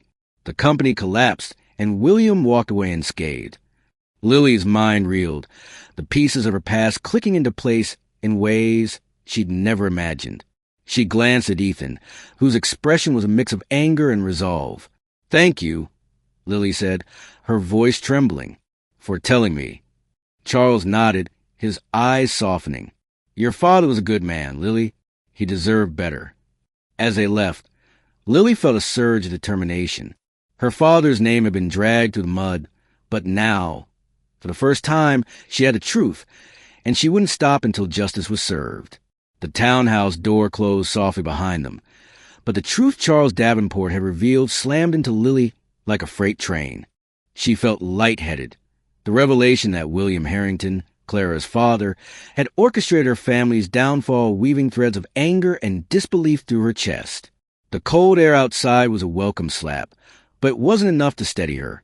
Ethan placed a hand on her lower back, a silent offer of support as they walked toward the car. Lily, he said quietly, his voice steady despite the tension in his jaw. Are you all right? She shook her head, the lump in her throat too large to speak around. They climbed into the waiting car, and as soon as the door closed, she exhaled sharply, her hands trembling in her lap. William Harrington, she whispered, the name dripping with venom. All these years, I thought my father's collapse was a cruel twist of fate, but it wasn't. It was him. Ethan's gaze darkened, his hand brushing hers. You couldn't have known. And now that we do, we'll use it. Lily's laugh was bitter, her eyes glassy as she stared out the window. Use it how? He's dead, Ethan and his daughter. She's practically royalty in your world. What am I supposed to do with this? You fight back, Ethan said, his tone firm but calm. Clara may not have been involved in her father's schemes, but she's benefiting from them. Her family's legacy is built on lies, and I'll be damned if they think they can manipulate us with impunity. Lily turned to him, her eyes narrowing. And what about your father? Charles has been aligned with the Harringtons for years. You think he didn't know about this? Ethan hesitated, his lips pressing into a thin line. If he knew, I'll find out. But we focus on one battle at a time. Lily nodded, though her chest felt tight. It wasn't just about the Harringtons or Charles anymore. It was about proving that her father's name deserved to be cleared. She wasn't sure she had the strength to fight all the battles ahead, but with Ethan beside her, she felt a flicker of hope. That evening, Lily sat at the kitchen counter, staring at a half-empty glass of wine. The penthouse was quiet, save for the occasional hum of the refrigerator. Ethan had disappeared into his study to contact his legal team and investigators, leaving her to wrestle with her thoughts alone. She was lost in memories. Her father's warm smile, his quiet determination, the way he had always told her that doing the right thing mattered more than winning. When the sound of footsteps pulled her back to the present, Ethan entered the room, his tie loosened and his sleeves rolled up, exhaustion etched into his face. Any updates? Lily asked, her voice quiet. Ethan poured himself a drink before leaning against the counter opposite her. My team's digging into the Harringtons' financials. If there's any evidence linking Clara's father to your family's collapse, we'll find it. Lily nodded, though the weight of the day still pressed heavily on her chest. Thank you, she said softly, for everything. Ethan's gaze softened, and he set his glass down, stepping closer. Lily, you don't have to thank me. This isn't just about your father or your past. It's about us. If we don't stand together, Charles, Clara, and people like Daniel will tear us apart. His words warmed something deep inside her, though she hesitated to let it show. You've already risked so much for me, Ethan. What if this fight costs you more than you're prepared to give? Then it costs me, he said simply. I've spent my whole life doing what my father wanted, following the rules of his world. For once, I'm doing what I believe is right. Lily's lips twitched into a faint smile. You sound like my father. He always said doing the right thing wasn't easy, but it was worth it. Ethan smiled back, a rare warmth lighting his features. Then he was a wise man. They stood there in the quiet for a moment, the weight of their shared purpose binding them together in ways Lily hadn't expected. Finally, Ethan straightened, his tone turning practical. We'll need to confront Clara soon. If she's aware of what her father did, or if she's benefiting from it, she's not going to go down without a fight. Lily nodded, her resolve hardening. I'm ready. The next day, Ethan arranged a meeting with Clara under the guise of discussing a charity initiative. They chose a neutral location, a private room at an upscale restaurant downtown. Lily dressed carefully, choosing a tailored navy dress that exuded confidence without feeling pretentious. Ethan, ever composed, looked sharp in a charcoal suit that emphasized his commanding presence. When Clara arrived, her cool, calculating demeanor was firmly in place. She greeted Ethan with a faint smile and Lily with barely a glance. To what do I owe the pleasure? Clara asked as she settled into her chair, her tone dripping with politeness. Ethan leaned forward, his expression unreadable. We've uncovered some troubling information, Clara, about your father and his involvement in the collapse of Theodore Grayson's company. Clara's smile didn't falter, but Lily saw a flicker of tension in her eyes. I'm not sure what you're implying. I think you know exactly what I'm implying, Ethan said, his voice steady. Your father orchestrated a scheme that destroyed a man's life, and now you're reaping the benefits. Clara's gaze flicked to Lily, her smirk sharpening. I see. This is about you. Digging up ancient history to settle old scores. Lily's voice was steady, though her chest burned with anger. This isn't ancient history to me, Clara. It's my family's legacy. Clara tilted her head, her expression almost pitying. And what do you hope to achieve, Lily? My father's gone and his name is untouchable. You think anyone will care about your sob story? Ethan's voice cut through the tension like a blade. We'll make them care. Clara's smirk faltered, and for the first time, she looked uncertain. The battle lines were drawn, and Lily knew this was only the beginning. But for the first time in years, she felt like she was on the verge of reclaiming what was hers. And she wouldn't back down. The tension in the room crackled like a live wire stretching taut between the three occupants. Clara sat back in her chair, her manicured fingers lightly tapping against the polished wooden armrest. Her cool exterior betrayed no panic, but Lily could see the faintest flicker of unease in her eyes. Ethan, seated beside Lily, radiated a calm determination that made Clara's confidence feel brittle in comparison. Careful, Ethan, Clara said finally, her voice laced with mockery. Accusing the dead of crimes without proof is a dangerous game. Ethan didn't flinch. We have more than you think, Clara. Charles Davenport gave us everything we need. Bank records, contracts. Your father left a trail, and it leads directly to the destruction of Theodore Grayson's company. Clara's smirk wavered, but she quickly recovered, leaning forward with a practiced air of condescension. And what exactly do you plan to do with the so-called evidence? Drag my family's name through the mud? Make yourself an enemy of the Harrington legacy? Lily, her heart pounding but her voice steady, interjected, This isn't about legacy, Clara. It's about justice. My father didn't deserve to be ruined, and I won't let his name carry the weight of something your father did. Clara's gaze shifted to Lily, sharp as a blade. You think justice matters in this world? Let me give you some advice, Lily. Power matters. Influence matters. The story people believe is the one I tell them. Lily met her gaze without flinching, her hands clenched tightly in her lap. You're right. Power matters. But so does truth, and this time the truth is on my side. Clara's expression froze for a moment, and Lily saw a flicker of uncertainty cross her features, but it was gone as quickly as it came, replaced by an icy smile. You're out of your depth, darling. Ethan leaned forward, his voice cold and unyielding. Lily isn't alone. If you think you can brush this under the rug, think again. The Harrington name isn't untouchable. Not anymore. For the first time, Clara hesitated, her mask slipping slightly. What do you want? She asked, her voice quieter now, edged with something close to resignation. Lily exchanged a glance with Ethan before speaking. Acknowledgement, accountability. Your family profited from my father's destruction. I want that story told. Clara's laugh was brittle. And what would that accomplish, Lily? The world moves on. No one cares about your father anymore. I care, Lily said firmly, and I think a lot of people will care once they know the truth. The silence that followed was thick with tension. Clara's eyes darted between Lily and Ethan, calculating her next move. Finally, she exhaled sharply, her composure faltering. You're determined to make this difficult for me, aren't you? Clara said, her voice laced with bitterness. Ethan's expression didn't waver. Only as difficult as it needs to be. Clara stood abruptly, smoothing her dress as though regaining control. This isn't over, she said, her tone icy. You think you won something here, but you're playing with fire. She turned on her heel and left the room without another word, her departure as cold as her threats. The door closed behind her, leaving Lily and Ethan alone in the charged silence. Lily slumped back in her chair, the adrenaline that had carried her through the confrontation draining from her body. Do you think she'll retaliate? She will, Ethan said without hesitation, his voice steady but serious. But she's shaken. That's a good start. Lily sighed, her fingers brushing the edge of the table.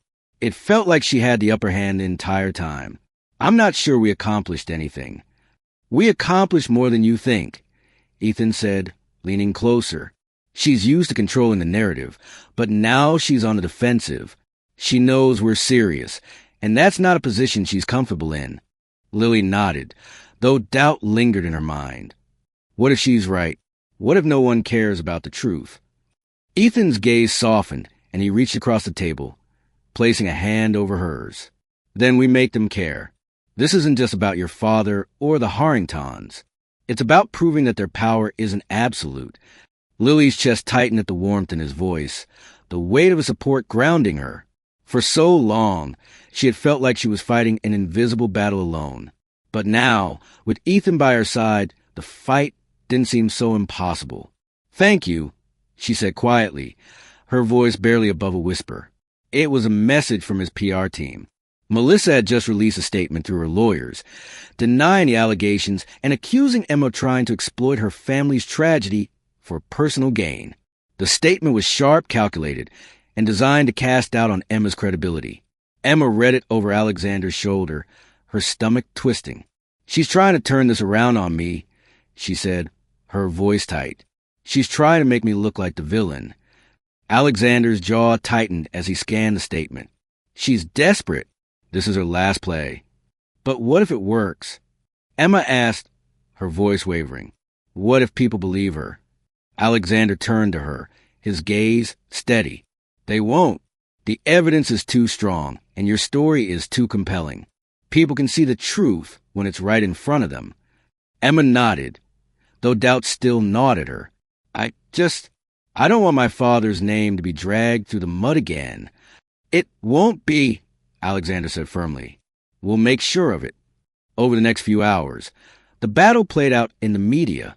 Alexander's team countered Melissa's statement with a carefully crafted response, reiterating the evidence and emphasizing Emma's call for accountability. Trusted journalists and financial analysts began weighing in, dissecting the documents and corroborating the claims. Slowly but surely, the tide began to turn. By evening, the public sentiment had shifted. Social media was flooded with support for Emma, with hashtags like hashtag Justice for Grayson and hashtag Harrington Fraud trending worldwide. People shared their own stories of corporate greed and betrayal, drawing parallels to Emma's fight. The narrative was no longer just about her father. It was about holding the powerful accountable. Emma sat on the couch, scrolling through the outpouring of support, tears welling in her eyes. I can't believe this, she whispered. People are listening.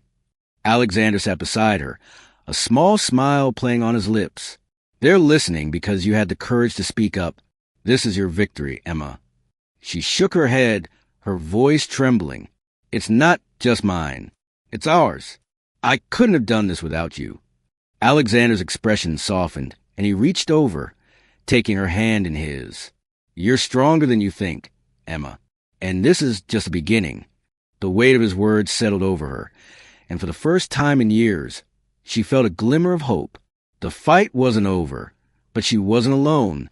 And as she looked at Alexander, She realized that together they could face anything. The next morning, the headlines were even more explosive. Harrington Empire under fire. Evidence of fraud mounts. Emma Grayson's fight for justice gains momentum. The fall of a dynasty. How the Harringtons built their wealth on lies. The public outcry was deafening, and Melissa's attempts to control the narrative were crumbling. Emma and Alexander spent the day fielding calls from journalists, lawyers, and even former employees of Grayson Industries who wanted to share their stories. By the afternoon, Melissa's lawyers had announced that she would be stepping down from her position at Harrington Enterprises pending an internal investigation. It was a small victory, but a significant one. That evening, Emma and Alexander sat on the balcony of the penthouse, the city lights twinkling below. Emma leaned back in her chair, a glass of wine in hand, feeling a rare sense of peace. "We did it," she said softly. "We exposed the truth." Alexander nodded, his gaze fixed on the horizon. "We did, but this is just the start. There's still a lot of work to do." Emma turned to him, her expression thoughtful. "What happens now?" "Now," Alexander said, turning to face her, "we keep fighting. We make sure this story doesn't fade away. And we make sure your father's name is clear for good." Emma smiled, a warmth spreading through her chest. "Thank you, Alexander, for everything." He reached over, brushing a strand of hair from her face. "You don't have to thank me, Emma. This is your fight. I'm just here to make sure you win." In that moment, Emma realized how much she had come to rely on him, not just as an ally, but as a partner. The road ahead would be long and difficult, but for the first time in years, she felt like she had a chance. And with Alexander by her side, she was ready to face whatever came next. The days that followed were a whirlwind of activity. Emma and Alexander worked tirelessly to keep the momentum going, coordinating with journalists, lawyers, and activists to ensure the story remained in the public eye. The pressure on the Harrington family intensified, with shareholders demanding answers and regulators launching investigations into their business practices.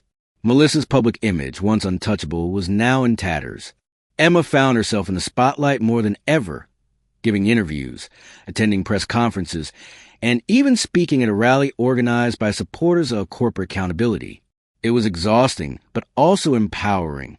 For the first time in her life, she felt like she was making a difference. One evening, after a particularly grueling day, Emma and Alexander sat in the penthouse living room, a fire crackling in the fireplace. Emma leaned back on the couch, her feet propped up on the coffee table, a glass of wine in hand. "I can't believe how much has changed in just a few weeks," she said, her voice tinged with wonder. Alexander glanced at her, a small smile playing on his lips. "You've done something incredible, Emma. You've taken on one of the most powerful families in the country and exposed their lies. That's not easy." Emma shook her head, her expression thoughtful. "I couldn't have done it without you. You've been my rock through all of this." Alexander's gaze softened, and he reached over, taking her hand in his. "You're stronger than you think, Emma, and I'm proud to stand by your side." The warmth in his voice sent a shiver down her spine, and for a moment, the weight of the world seemed to lift. She squeezed his hand, her heart swelling with gratitude. "Thank you, Alexander, for everything." He smiled, his eyes locking with hers. "You don't have to thank me, Emma. This is your fight. I'm just here to make sure you win." In that moment, Emma realized how much she had come to rely on him, not just as an ally, but as a partner. The road ahead would be long and difficult, but for the first time in years, she felt like she had a chance. And with Alexander by her side, she was ready to face whatever came next. Ethan glanced at the screen, his jaw tightening. "Speak of the devil." Lily leaned forward, her stomach twisting. "It's her." Ethan nodded and answered, his tone measured. "Clara." Lily couldn't hear what was said on the other end, but Ethan's expression darkened as the conversation unfolded. "You brought this on yourself," he said, his voice firm. "If you want to talk, we could do it publicly. Otherwise, I suggest you focus on damage control." He ended the call, setting his phone down with a sigh. "She's livid." "What did she say?" Lily asked, her voice quieter now. She claims the article is defamatory and that she'll pursue legal action if we don't retract it, Ethan said, leaning back. It's an empty threat. The evidence we released is airtight. Lily frowned, her hands knotting together in her lap. She's not just going to give up, is she? No, Ethan admitted, but that doesn't mean she'll win. By the next morning, Clara had indeed launched her counterstrike. Her legal team issued statements denouncing the expose as a smear campaign orchestrated by Lily and Ethan to discredit her family. Interviews with loyal Harrington allies flooded the airwaves, painting Lily as a bitter opportunist, seeking to revive a forgotten scandal for personal gain. Lily watched the news coverage in the penthouse kitchen, her chest tightening with every word. "They're making me out to be a villain," she muttered, her frustration spilling over. Ethan stood at the counter, pouring coffee. "That's exactly what I expected. It's the only move she has left, discredit you to save herself. But what if people believe her?" Lily asked, her voice trembling. "What if everything I've done is for nothing?" Ethan set the coffee pot down, his gaze steady as he met hers. "They won't. The truth is out there, Lily, and it's backed by evidence. People will see through her lies." Lily nodded, though doubt lingered in her mind. She wanted to believe him, but the sheer power of Claire's influence felt insurmountable. Later that day, Lily received an unexpected email. It was from a journalist who had worked closely with Claire in the past, someone who had benefited from the Harrington family's connections. The message was short and cryptic. Asterisk, "I have information that can help you. Meet me at the Parkview Cafe at 3 p.m. Come alone." Asterisk, Lily stared at the screen, her heart racing. The offer was tempting, but it felt dangerous. A trap? Perhaps. She hesitated before forwarding the email to Ethan, adding a brief note. "What do you think?" He replied almost immediately. Asterisk, "It could be genuine, but it's risky. I'll go with you, but I'll keep my distance." Asterisk, at 3 p.m., Lily walked into the Parkview Cafe, her nerves fraying with each step. The space was warm and bustling, the clatter of dishes and hum of conversation providing a sharp contrast to her tension. She scanned the room and spotted a man sitting at a corner table, his features partially obscured by a baseball cap. As she approached, he looked up, his expression cautious. "Lily Grayson?" She nodded, sliding into the seat across from him. "You said you had information." He glanced around the room before leaning closer. "Clara Harrington isn't as untouchable as she wants people think. I worked for her PR team for years. I helped bury things, scandals, shady deals. But there's one thing I couldn't shake, her father's offshore accounts." Lily's breath caught. "Offshore accounts?" He nodded. "The same ones that siphon money out of Grayson Industries. She knows about them. She's been using the leftovers to fund her projects. If you can tie those accounts to your father's collapse, it's over for her." Lily's mind raced, the enormity of the revelations settling over her. "Do you have proof?" He slid a USB drive across the table. "It's all there, but be careful. Clara doesn't play fair." Lily took the drive, her fingers trembling. "Why are you doing this?" "Because people like her don't deserve to win," he said simply. "And because it's time someone stood up to her." As Lily left the cafe, Ethan followed at a discreet distance, his expression tense. When they reached the car, he turned to her, his eyes narrowing as he spotted the drive in her hand. "Did he give you something?" he asked. Lily nodded, holding it up. "Evidence. If it's real, it could be the final blow." Ethan's lips curved into a faint smile. "Then let's make sure it is." As they drove back to the penthouse, Lily felt a spark of hope reignite in her chest. The fight wasn't over, but for the first time, victory felt within reach.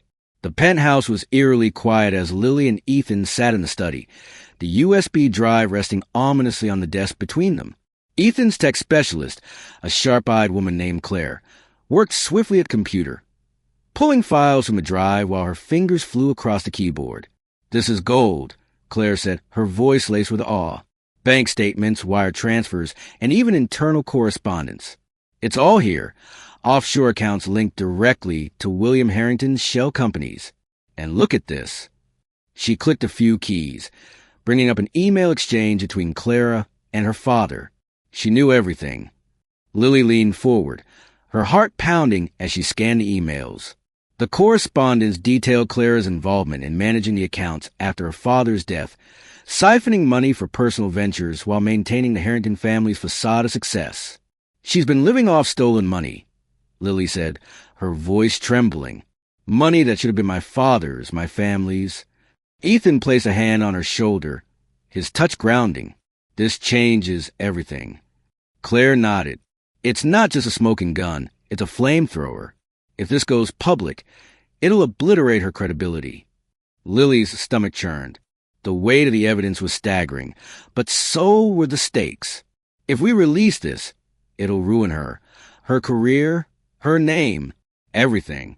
"She deserves it," Ethan said firmly, his voice like steel. "After what she and her father did to your family, to you, this is justice." Lily hesitated, her mind racing. She thought of her father, his quiet dignity even in the face of ruin, and the years she spent scraping by with nothing but the truth of his innocence to hold on to. She looked at Ethan, her voice quiet but resolute. "Then let's do it."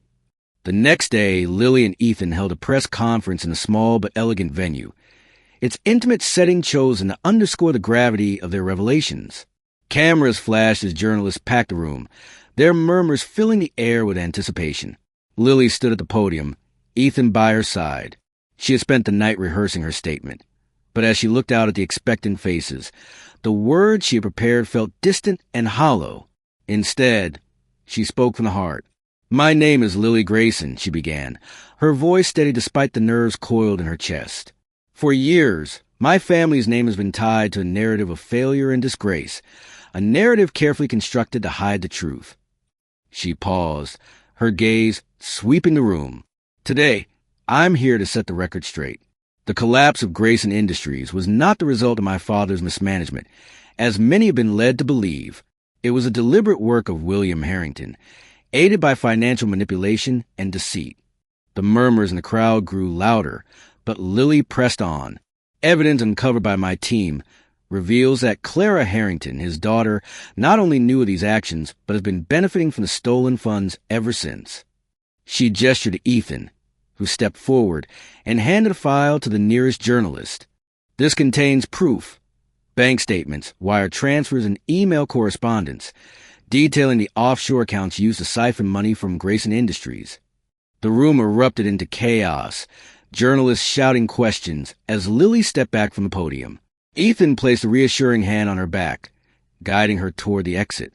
"You did it," he said quietly as they slipped into a private corridor.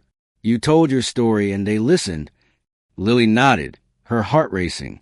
"Now we just have to wait and see what they do with it." The fallout was immediate and far-reaching. News outlets exploded with the story, dissecting every piece of evidence and uncovering years of corruption hidden behind the Harrington family's polished image. Clara's attempts to discredit Lily crumbled under the weight of the undeniable truth. Lily sat on the couch in the penthouse, scrolling through her phone as headline after headline chronicled the scandal. Asterisk Harrington errors exposed. Financial crimes rock prominent family.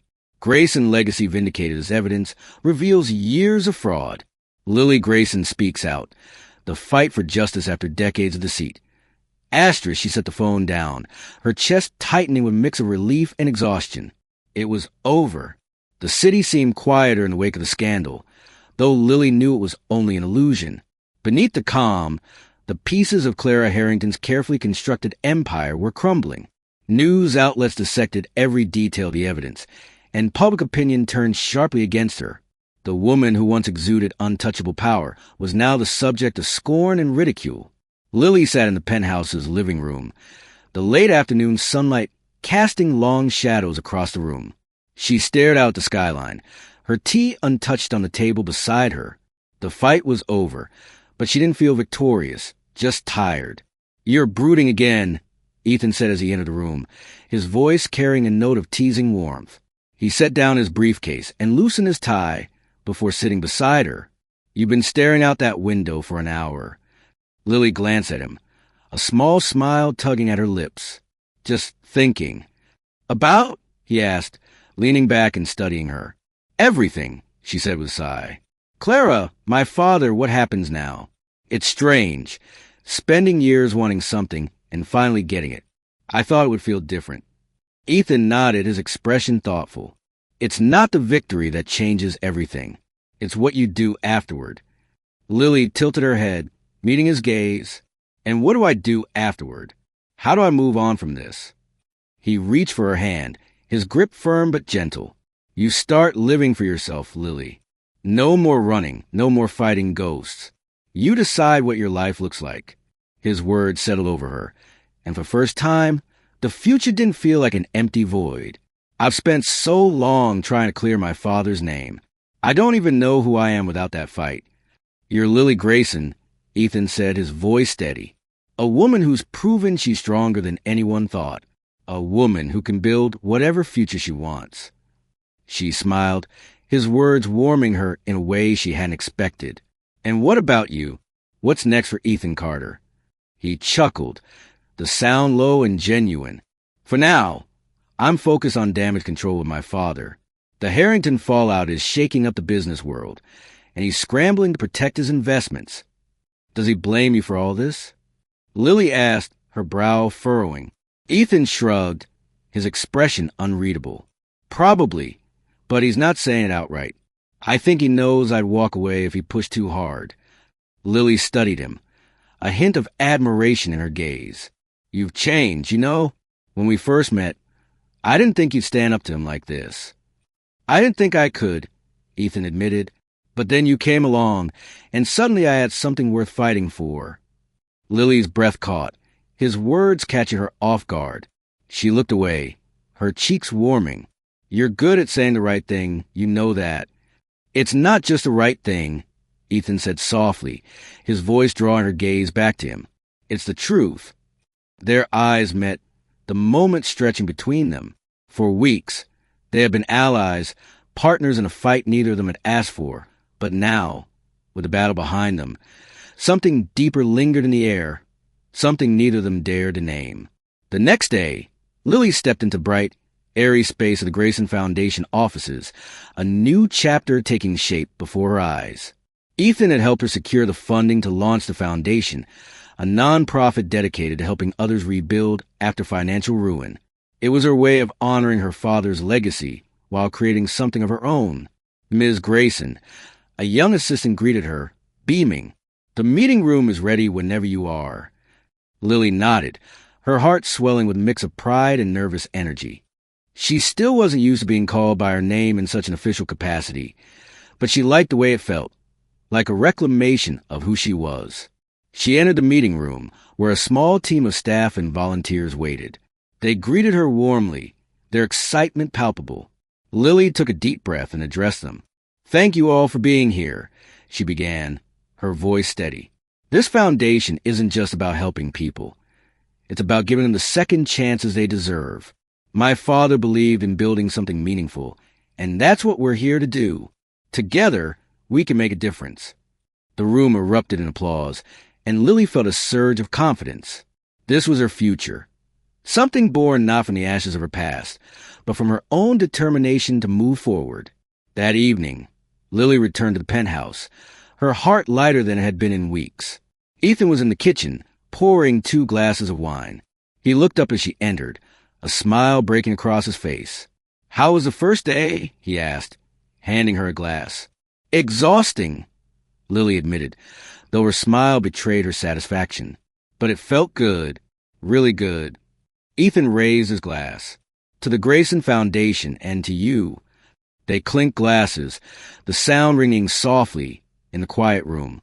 Lily sipped her wine, the warmth spreading through her chest as she leaned against the counter. I couldn't have done this without you, she said, her voice sincere. You've been there for me every step of the way. Ethan shook his head. You would have done it anyway. I just made sure you didn't have to do it alone. Lily met his gaze, her heart swelling with something she hadn't let herself feel in years. Hope. For the first time, she wasn't defined by her past, by loss or struggle. She was Lily Grayson, and her future was hers to shape. And as Ethan reached for her hand, the promise of that future felt brighter than ever. The morning light spilled into the penthouse, soft and golden. Lily stood on the balcony, her eyes fixed on the city that had tested her resolve time and time again. She held a steaming mug of coffee in her hands, its warmth grounding her against the chill in the air. Below, the city thrummed with life. Cars honking, people rushing, the ever-present hum of ambition and survival. Behind her, Ethan emerged from the penthouse, dressed casually for once, his usual air of polished control replaced with a rare ease. He carried his own mug of coffee and leaned on the railing beside her. "Taking in the view?" he asked, his voice soft. Lily smiled faintly, her gaze still on the horizon. "Something like that. It feels different now, looking at it, like it's not just a battlefield anymore." Ethan sipped his coffee, his eyes tracing the skyline. "That's because it's not. You've carved out your place in it, Lily. It's yours now." She glanced at him, her expression thoughtful. "And what about you? Where's your place in all this?" He turned to her, his lips curving into a faint smile. "Wherever I want to be." Lily chuckled softly, shaking her head. "That's a politician's answer." "No," Ethan said, his tone gentle but serious. "It's the truth. For the first time in my life, I'm not following someone else's script. I'm making my own choices." Lily's heart tightened at his words, the honesty in his voice stirring something deep within her. "And are you happy with the choices you've made?" Ethan's gaze held hers, unflinching. "I am." The weight of his words lingered in the air between them, the unspoken truths they had danced around for weeks finally pressing against the edges of their carefully constructed walls. Lily looked away first, her cheeks warming as she focused on the city below. It wasn't just about the Harringtons or Charles anymore. It was about proving that her father's name deserved to be cleared. She wasn't sure she had the strength to fight all the battles ahead, but with Ethan beside her, she felt a flicker of hope. That evening, Lily sat at the kitchen counter, staring at a half-empty glass of wine. The penthouse was quiet, save for the occasional hum of the refrigerator. Ethan had disappeared into his study to contact his legal team and investigators, leaving her to wrestle with her thoughts alone. She was lost in memories. Her father's warm smile, his quiet determination, the way it always told her that doing the right thing mattered more than winning. When the sound of footsteps pulled her back to the present, Ethan entered the room, his tie loosened and his sleeves rolled up, exhaustion etched into his face. "Any updates?" Lily asked, her voice quiet. Ethan poured himself a drink before leaning against the counter opposite her. "My team's digging into the Harringtons' financials. If there's any evidence linking Clara's father to your family's collapse, we'll find it." Lily nodded, though the weight of the day still pressed heavily on her chest. "Thank you," she said softly, "for everything." Ethan's gaze softened, and he set his glass down, stepping closer. "Lily, you don't have to thank me. This isn't just about your father or your past. It's about us. If we don't stand together, Charles, Clara, and people like Daniel will tear us apart." His words warmed something deep inside her, though she hesitated to let it show. "You've already risked so much for me, Ethan. What if this fight costs you more than you're prepared to give?" "Then it costs me," he said simply. "I've spent my whole life doing what my father wanted, following the rules of his world. For once, I'm doing what I believe is right." Lily's lips twitched into a faint smile. "You sound like my father. He always said doing the right thing wasn't easy, but it was worth it." Ethan smiled back, a rare warmth lighting his features. Then he was a wise man. They stood there in the quiet for a moment, the weight of their shared purpose binding them together in ways Lily hadn't expected. Finally, Ethan straightened, his tone turning practical. "We'll need to confront Clara soon. If she's aware of what her father did, or if she's benefiting from it, she's not going to go down without a fight." Lily nodded, her resolve hardening. "I'm ready." The next day, Ethan arranged a meeting with Clara under the guise of discussing a charity initiative. They chose a neutral location, a private room at an upscale restaurant downtown. Lily dressed carefully, choosing a tailored navy dress that exuded confidence without feeling pretentious. Ethan, ever composed, looked sharp in a charcoal suit that emphasized his commanding presence. When Clara arrived, her cool, calculating demeanor was firmly in place. She greeted Ethan with a faint smile and Lily with barely a glance. To what do I owe the pleasure? Clara asked as she settled into her chair, her tone dripping with politeness. Ethan leaned forward, his expression unreadable.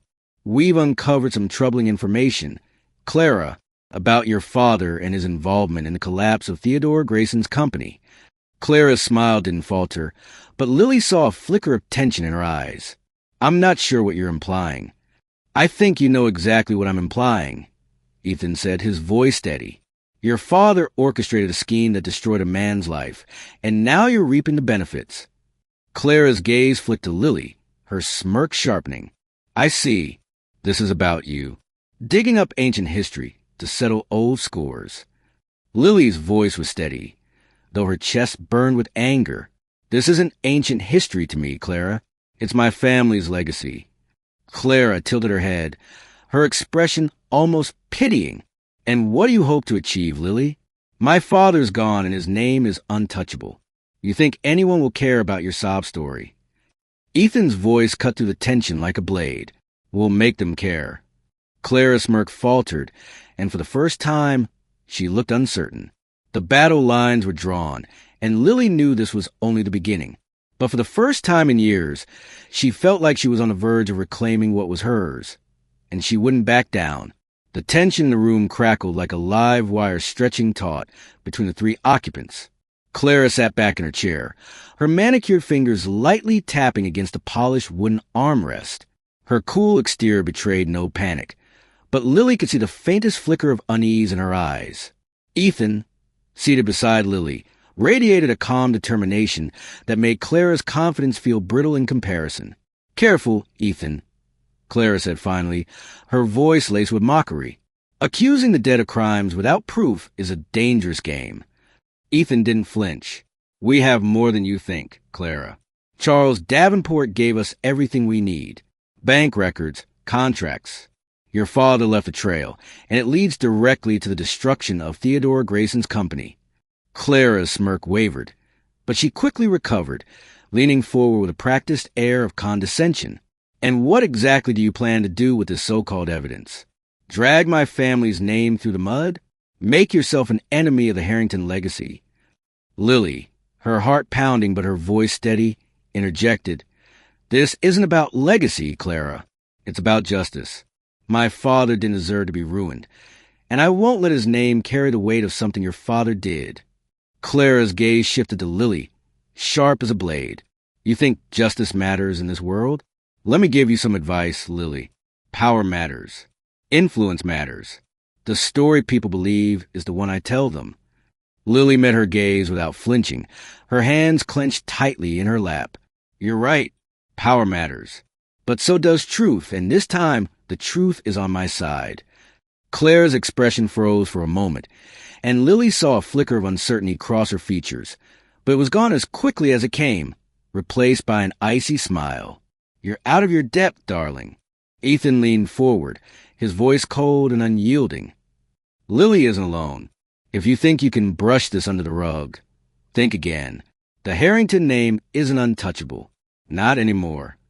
For the first time, Clara hesitated, her mask slipping slightly.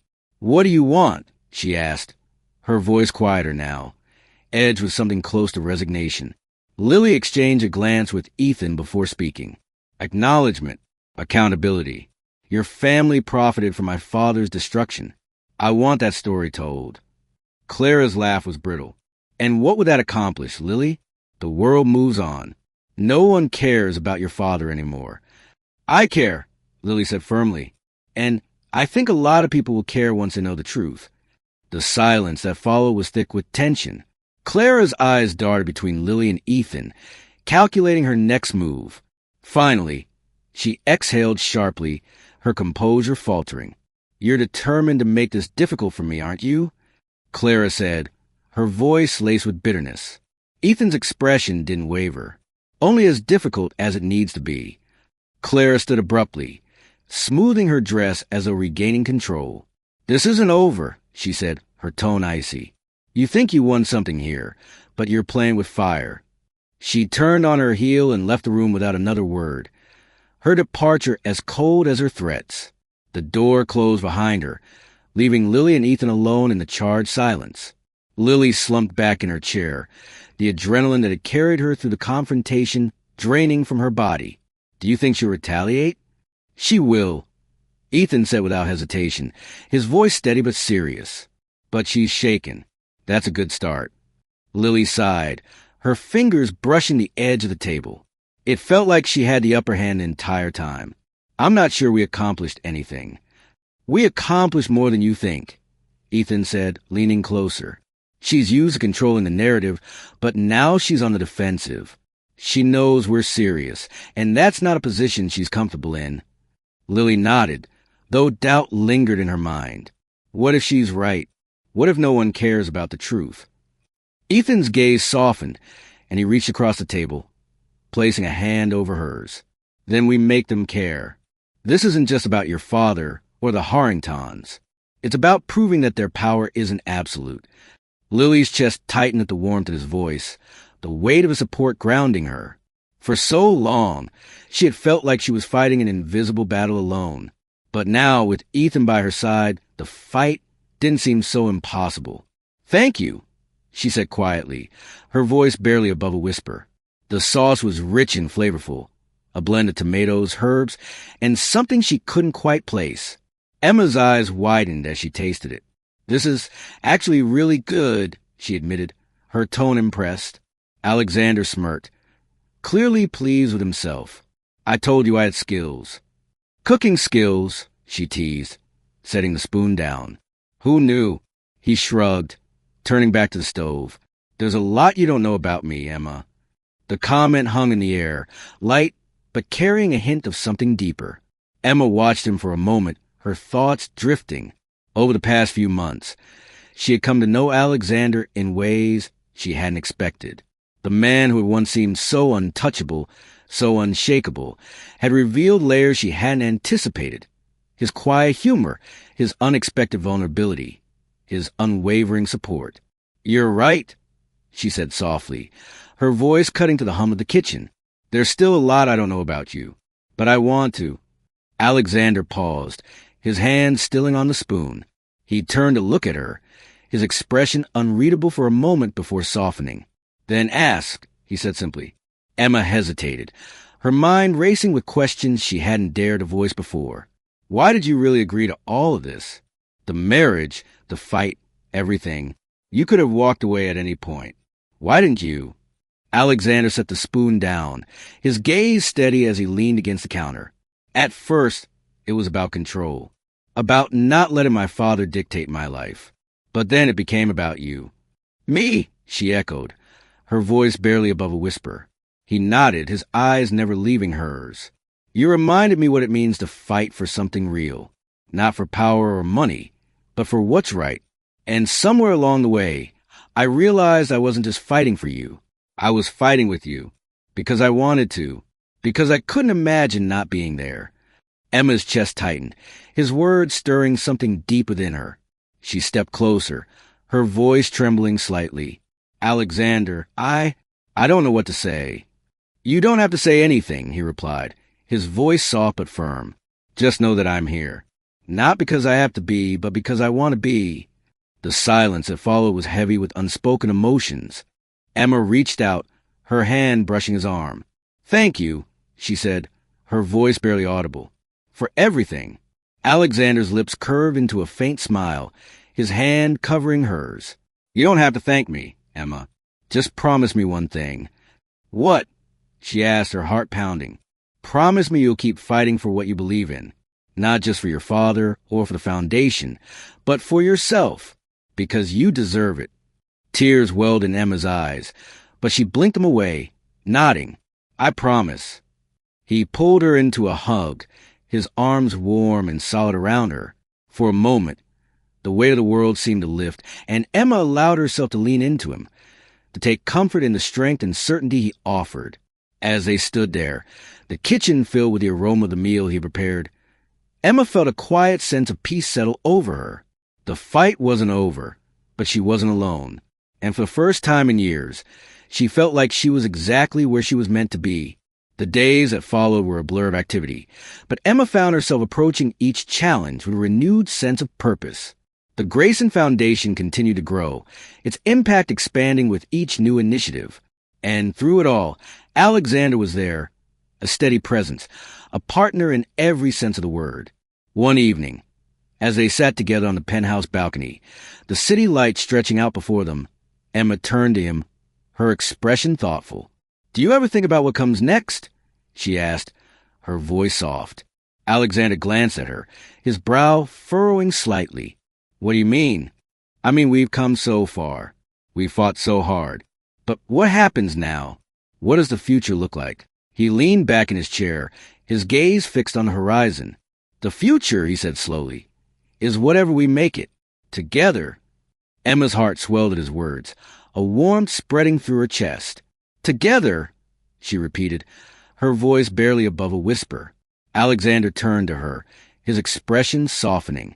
"Emma, I know this started as a partnership, as a way to fight for something bigger than ourselves. But somewhere along the way, it became more than that, at least for me." Her breath caught, her eyes searching his. "For me too," she admitted, her voice trembling.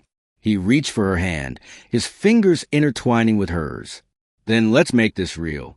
Not just for the foundation or for the fight, but for us." Tears welled in Emma's eyes, but she blinked them away, nodding. "Yes," she said, her voice steady despite the emotion swirling inside her. "Let's make it real."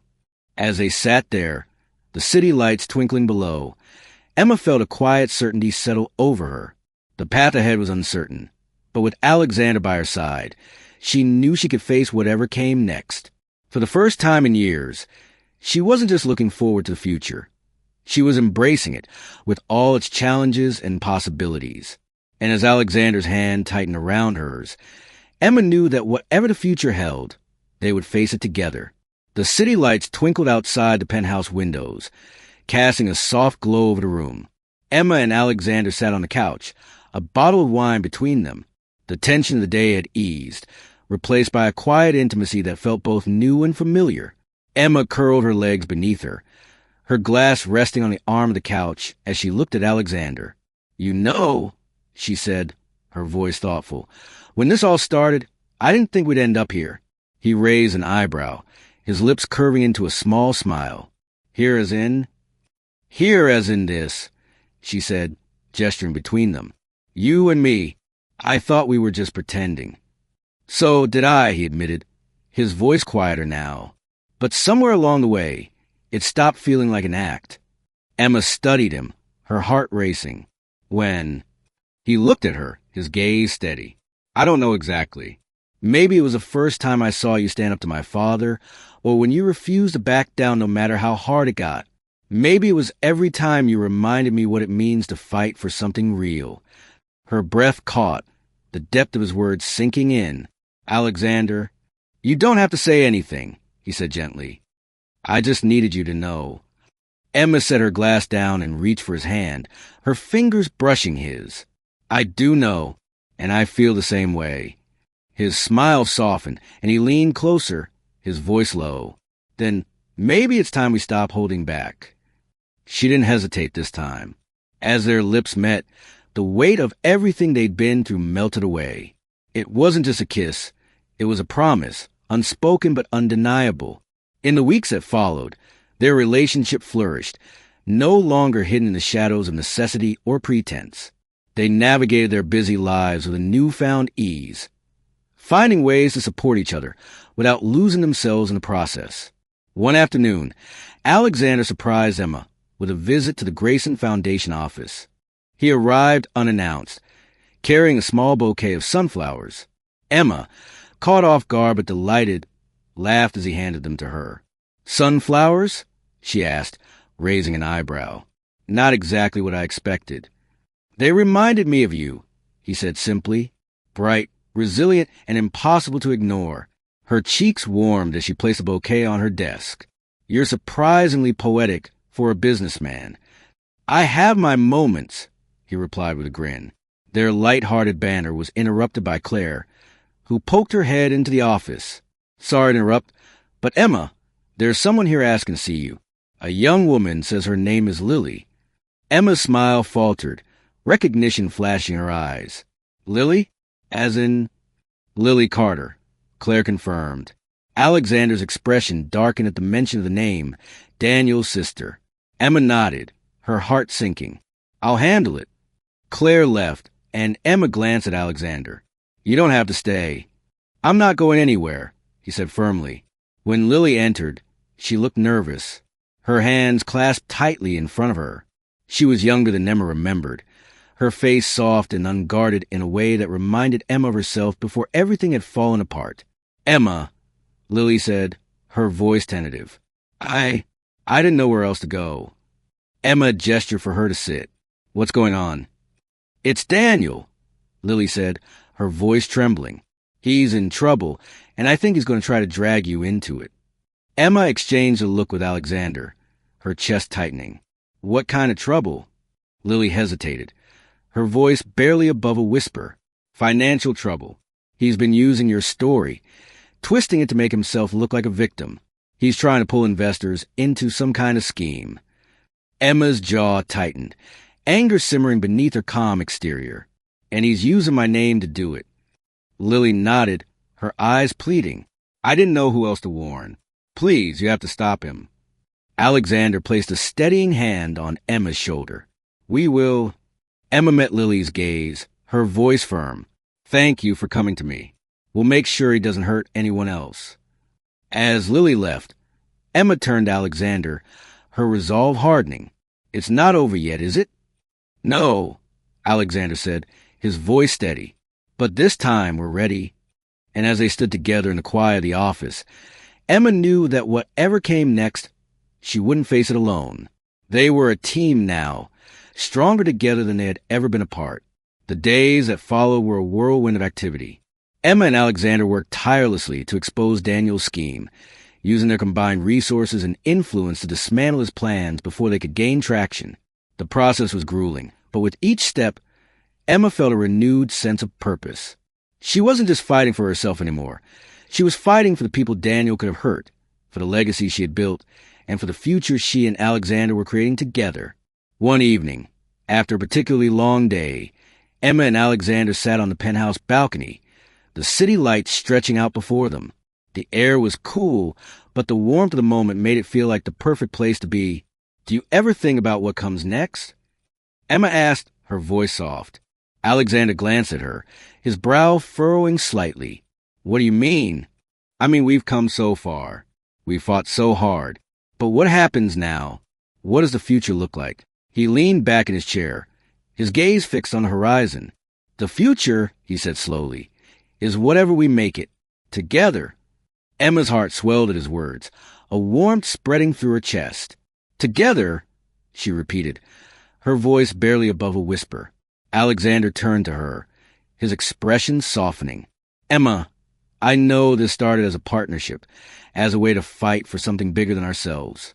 But somewhere along the way, it became more than that, at least for me. Her breath caught, her eyes searching his. For me too, she admitted, her voice trembling. He reached for her hand, his fingers intertwining with hers. Then let's make this real. Not just for the foundation or for the fight, but for us. Tears welled in Emma's eyes, but she blinked them away, nodding. Yes, she said, her voice steady despite the emotion swirling inside her. Let's make it real. As they sat there, the city lights twinkling below, Emma felt a quiet certainty settle over her. The path ahead was uncertain, but with Alexander by her side, she knew she could face whatever came next. For the first time in years, she wasn't just looking forward to the future. She was embracing it, with all its challenges and possibilities. And as Alexander's hand tightened around hers, Emma knew that whatever the future held, they would face it together.